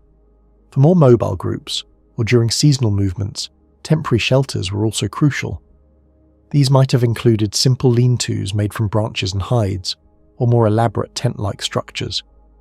The ability to quickly erect and dismantle shelters would have been essential for nomadic hunters following animal migrations. Evidence for these less permanent structures is harder to find in the archaeological record, but post holes or arrangements of stones can sometimes indicate their presence. The design of these portable shelters likely influenced later tent-dwelling cultures. The ingenuity in creating clothing and shelter had profound implications for early human populations. It allowed them to reduce their energy expenditure on staying warm, freeing up calories for other activities and increasing their chances of survival. It provided secure places for raising young, protecting them from the elements and predators. It also facilitated the development of more complex social structures, as groups could remain together in one place for longer periods, fostering community and the transmission of knowledge. The mastery of clothing and shelter alongside fire represents a critical suite of adaptations that allowed Homo sapiens to thrive in the challenging environments of the Ice Age, ultimately enabling their global dispersal. These innovations were not just about surviving the cold, they were about creating a more stable, secure, and ultimately more complex way of life. The Ice Age was a period defined by its vast megafauna, and early humans, particularly Homo sapiens, distinguished themselves as highly effective and adaptable hunters of these colossal animals. Their survival depended heavily on their ability to acquire large quantities of meat, fat, and hides from creatures like woolly mammoths, bison, and reindeer. This led to the development of sophisticated hunting strategies, cooperative efforts, and specialized weaponry that marked a significant leap in human technological and social organization. Cooperative hunting of large megafauna was a cornerstone of Ice Age survival. Hunting a single woolly mammoth, which could weigh up to 6 tons, or a powerful steppe bison, was an undertaking too dangerous and difficult for an individual. Success required coordinated effort, planning, and communication among a group of hunters. Evidence for cooperative hunting comes from archaeological sites, where large numbers of megafauna bones are found together, often showing consistent patterns of butchery and tool marks. For instance, at kill sites in Siberia or North America, hundreds of mammoth bones might be found, suggesting repeated successful hunts by groups of people. This communal effort not only increased the chances of a successful kill, but also minimized individual risk. The benefits of cooperative hunting were immense. A single large animal could provide enough meat to feed a group for weeks, along with valuable hides for clothing and shelter, bones for tools and construction, and fat for fuel. Early humans employed various hunting strategies. One common method involved driving animals into natural traps. This could include cliffs, bogs, or narrow ravines where the animals would become disoriented, injured, or simply unable to escape. Once trapped, the animals could be dispatched more safely by hunters. For example, bison jumps, where herds were stampeded over cliffs, are well documented in North America. Another strategy involved ambush hunting at waterholes or along migration routes, where animals were predictable in their movements. Hunters would conceal themselves and strike as the animals passed. The use of fire, as discussed previously, could also have been integrated into hunting strategies, perhaps to drive animals towards traps or to create smoke screens for concealment. The development of specialized weapons was crucial for effective hunting. The simple handheld spears of earlier hominins evolved into more refined and powerful projectiles. Early spears were likely made from sharpened wooden shafts, sometimes hardened by fire. Over time, stone points, carefully flaked from flint or obsidian, were hafted onto these shafts, creating more lethal weapons. These points, known as spearheads or projectile points, were designed to penetrate thick hides and inflict significant damage. The precision and craftsmanship of these stone points, such as the Solutrean points in Europe or Clovis points in North America, are remarkable. A revolutionary advancement in hunting technology was the atlatl, or spear thrower. This simple yet ingenious device, essentially a stick with a hook or socket at one end that engages the butt of a spear, acted as an extension of the hunter's arm. It allowed a hunter to throw a spear with much greater force, speed, and accuracy than could be achieved by hand alone. This increased the effective range of the spear, allowing hunters to strike large, dangerous animals from a safer distance. The atlatl was a game changer, significantly improving hunting success rates and enabling hunters to tackle even the largest and most dangerous megafauna. While the bow and arrow would appear later in the Ice Age, the atlatl was the dominant long-range weapon for much of the Upper Paleolithic. The types of prey varied depending on the region and specific environment. In the vast steppe tundra of Eurasia, woolly mammoths, woolly rhinoceroses, steppe bison, and reindeer were primary targets. In North America, mammoths, mastodons, and various species of bison were hunted. Wild horses were also a common prey animal across both continents. The hunting of these large herbivores provided not only sustenance, but also a wealth of secondary resources. After a successful hunt, the carcass would be butchered using sharp stone tools, with meat, fat, and organs being carefully removed. The bones might be broken for marrow or used as raw material for tools and shelter construction. Hides were meticulously prepared for clothing and shelter. The ability to process and preserve large quantities of meat, perhaps by drying or freezing, was essential for surviving periods of scarcity. The archaeological record provides abundant evidence of Ice Age hunting. Kill sites, where animals were butchered, often contain concentrations of megafauna bones with cut marks made by stone tools, indicating human involvement. Projectile points embedded in fossilized bones are direct proof of hunting. Cave paintings, such as those at Lascaux or Chauvet in France, vividly depict scenes of Ice Age animals, sometimes showing spears or arrows, offering artistic insights into hunting practices and the animals that were central to their lives. The role of early humans as apex predators during the Ice Age is a subject of ongoing scientific debate, particularly concerning the megafauna extinction event at the end of the period. The overkill hypothesis suggests that human hunting pressure, combined with other factors, contributed significantly to the disappearance of many large Ice Age animals. While climate change certainly played a major role, the efficiency and adaptability of Ice Age hunters cannot be underestimated. The development of sophisticated hunting strategies and weaponry fundamentally altered the relationship between humans and their environment. It led to a more meat-rich diet, which provided the energy needed to fuel larger brains and more active lifestyles. It fostered complex social structures, as cooperative hunting required planning, leadership, and sharing. The Ice Age hunter was not just a survivor, they were a skilled, intelligent, and highly adaptable predator whose mastery of their environment paved the way for future human expansion and cultural development. During various cold periods of Earth's history, particularly within the most recent Ice Age, known as the Pleistocene epoch, a vast landmass emerged between Asia and North America. This landmass is famously known as the Beringia Land Bridge. Its formation was a direct consequence of the immense amount of water locked up in continental ice sheets. As glaciers grew and expanded across vast swathes of the northern continents, they drew water from the global oceans, causing sea levels worldwide to drop significantly. At its maximum extent, global sea levels were approximately 120 meters lower than they are today. This dramatic drop exposed the shallow continental shelf underlying the Bering Strait, creating a broad, unglaciated land connection. Beringia was not merely a narrow strip of land. At its widest, it stretched for more than 1,000 kilometers from north to south, connecting what is now eastern Siberia to Alaska. It was a substantial landmass, larger than many modern countries. Crucially, while much of North America and northern Eurasia were covered by ice, Beringia itself remained largely ice-free.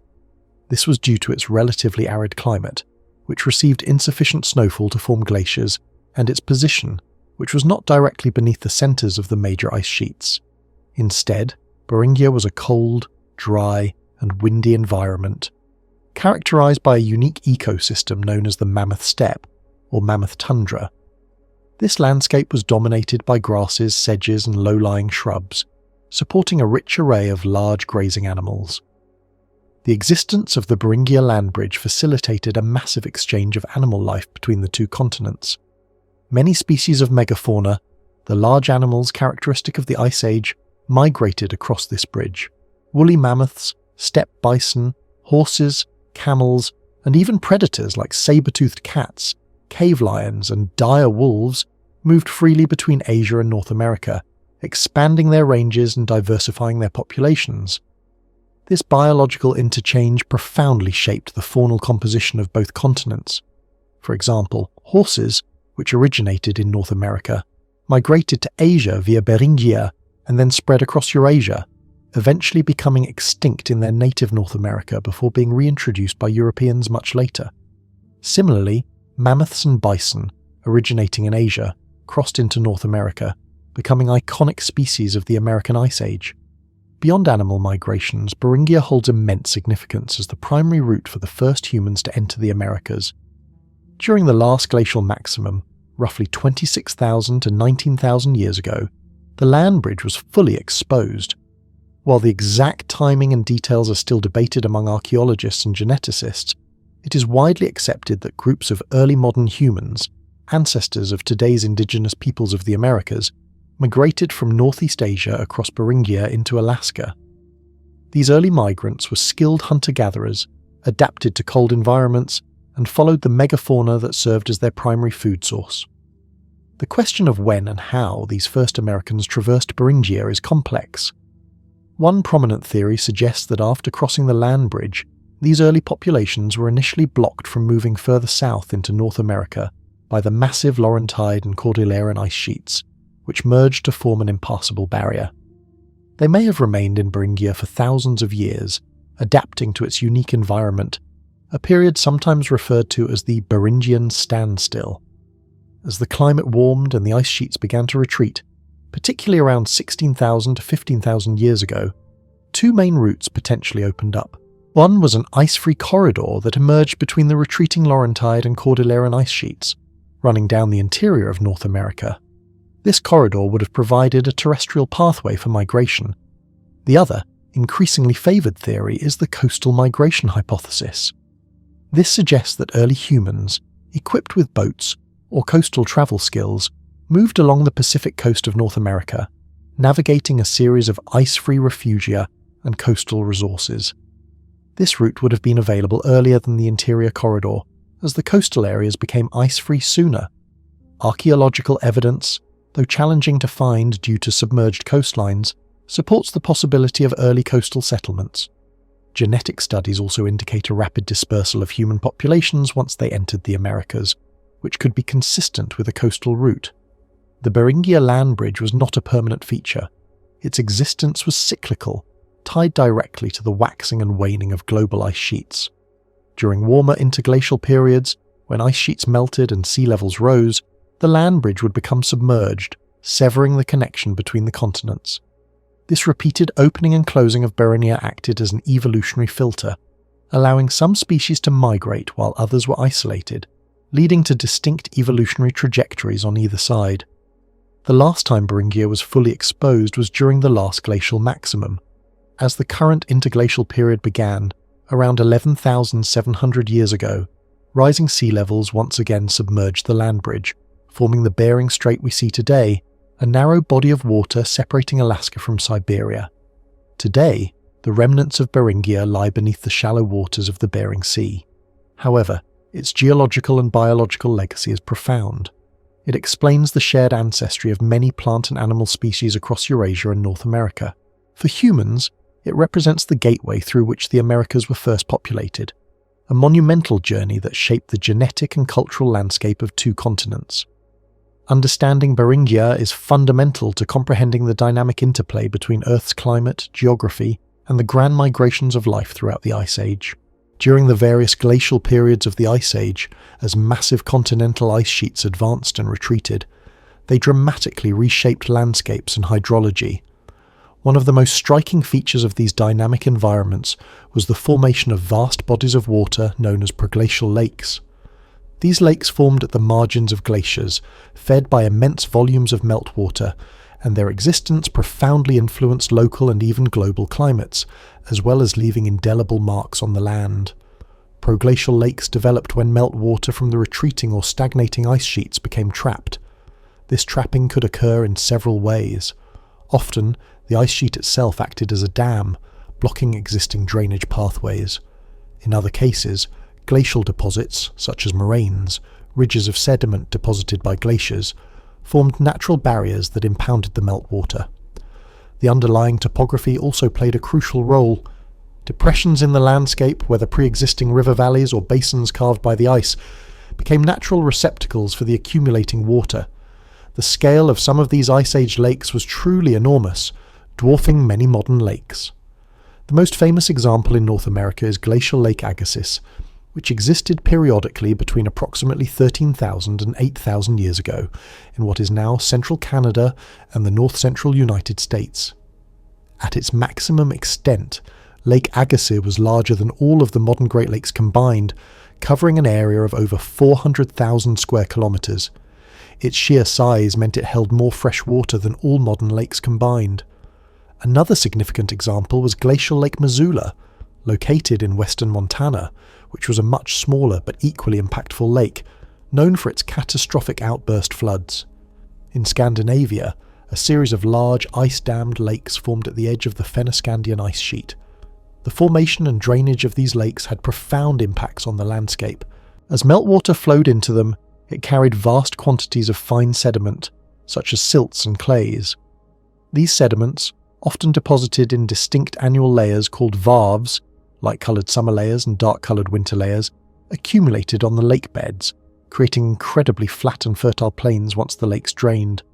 These ancient lake beds are now important agricultural regions in places like the Red River Valley of North Dakota, Minnesota and Manitoba, which was once part of Lake Agassiz. Perhaps the most dramatic impact of Ice Age lakes was their role in catastrophic outburst floods. Glacial Lake Missoula is the prime example of this phenomenon. This lake was repeatedly dammed by a lobe of the Cordilleran ice sheet that advanced into the Clark Fork River Valley. As meltwater accumulated behind this ice dam, the lake grew to immense proportions. Periodically, the pressure of the water would cause the ice dam to fail catastrophically. When the dam broke, billions of cubic meters of water would be released in a matter of days, creating colossal floods that scoured the landscape. These Missoula floods occurred dozens of times between approximately 18,000 and 15,000 years ago.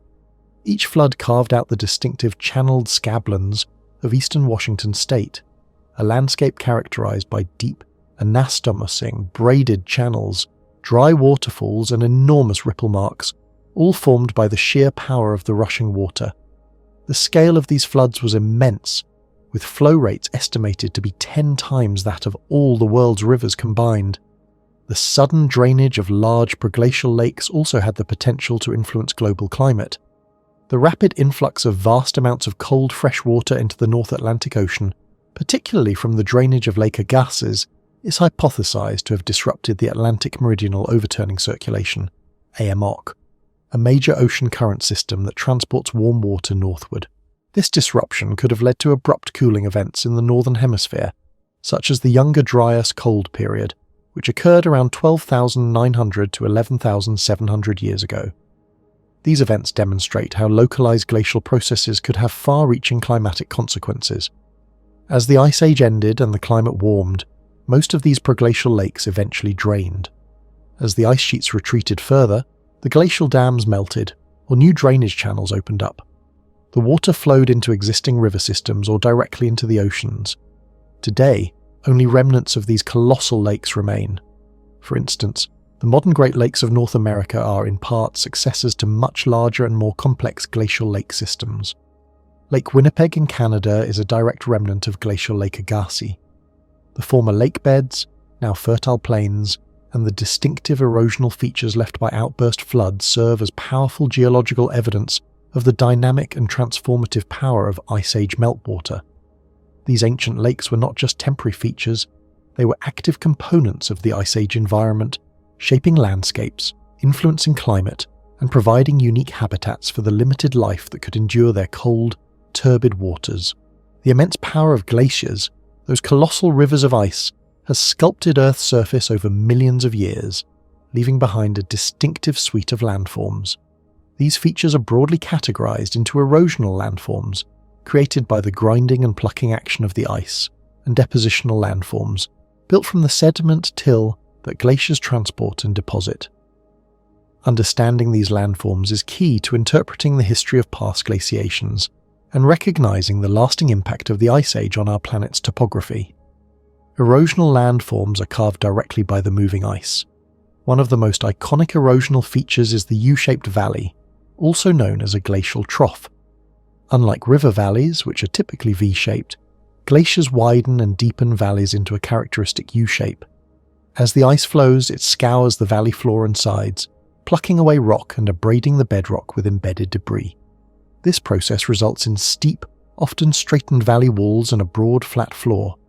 Classic examples are found in mountainous regions that experienced glaciation, such as Yosemite Valley in California or many valleys in the European Alps. At the head of a glacial valley, a bowl-shaped depression called a cirque forms. This amphitheatre-like basin is created by glacial erosion and freeze-thaw weathering at the point where a glacier originates. As a glacier grows, it excavates the rock beneath it, often leaving a steep headwall and a shallow basin that may fill with water to form a tarn, a small mountain lake. When two cirques erode back to back or side by side, they can create a sharp knife-edge ridge called an arête. If three or more cirques erode around a single mountain peak, they can sculpt a distinctive pyramid-shaped peak known as a horn, with the Matterhorn in Switzerland being a famous example. Along coastlines, particularly in high-latitude mountainous regions, glacially carved valleys that have been subsequently flooded by rising sea levels are called fjords. These are deep, narrow inlets of the sea with steep, often sheer, rock walls, indicating the immense erosional power of the glaciers that once filled them. The coasts of Norway, Alaska, and New Zealand are renowned for their spectacular fjords. Smaller-scale erosional features include glacial striations, which are parallel scratches or grooves etched into bedrock by rocks embedded in the base of the moving ice. These striations provide valuable clues about the direction of ancient ice flow. The bedrock itself can be polished smooth by the abrasive action of the ice and fine sediment. Another distinctive feature is a roche moutonnées, an asymmetrical rock outcrop shaped by glacial abrasion on its gently sloping stoss side, facing the ice flow, and glacial plucking on its steep rough lee side, down ice. Depositional landforms are created from the material, collectively known as till, that glaciers pick up, transport, and then deposit as they melt or retreat. Till is typically unsorted, meaning it contains a mixture of sediment sizes, from fine clay to large boulders. The most common depositional features are moraines, which are ridges or mounds of till. A terminal moraine marks the furthest extent of a glacier's advance, forming a ridge at its snout. Recessional moraines are similar ridges formed during temporary halts in a glacier's retreat. Lateral moraines form along the sides of a valley glacier, accumulating debris that falls from the valley walls. When two valley glaciers merge, their lateral moraines can combine to form a medial moraine in the middle of the larger glacier. Ground moraine is a blanket of till spread across the landscape beneath a glacier as it melts, creating a gently undulating topography. Drumlins are distinctive, elongated, teardrop-shaped hills composed of till. They typically occur in clusters, or drumlin fields, and their long axis is aligned with the direction of ice flow, providing clear evidence of the glacier's movement. The steeper, blunt end of a drumlin usually faces up ice. Eskers are long, winding ridges of sand and gravel. They are formed by meltwater streams flowing within tunnels beneath the glacier. As the glacier melts, the sediment deposited by these subglacial rivers is left behind as a sinuous ridge on the landscape. Eskers can be many kilometers long and are often quarried for their well-sorted sand and gravel. Kames are irregularly shaped hills or mounds of sand and gravel. They form when meltwater streams deposit sediment in depressions on the surface of a stagnant or melting glacier, or in crevasses within the ice. As the ice melts, the the sediment piles up to form a came. Kettles or kettle lakes are depressions in the landscape formed when isolated blocks of glacial ice become buried by till or outwash. As these buried ice blocks slowly melt, they leave behind circular or irregular depressions that may fill with water to form lakes. Kettle lakes are common in glaciated regions, such as the upper Midwest of the United States. Finally, outwash plains are broad, flat areas of sand and gravel, deposited by meltwater streams flowing away from the front of a glacier. Unlike till, the sediment in outwash plains is typically sorted by water, with coarser materials deposited closer to the glacier. These plains often form fertile agricultural areas. These glacial landforms are not merely geological curiosities. They are fundamental components of the landscape in many parts of the world, from the rugged mountains of Patagonia to the flat plains of the Canadian prairies. They serve as a powerful testament to the dynamic and transformative forces of the Ice Age, reminding us of a time when vast sheets of ice shaped the very ground beneath our feet.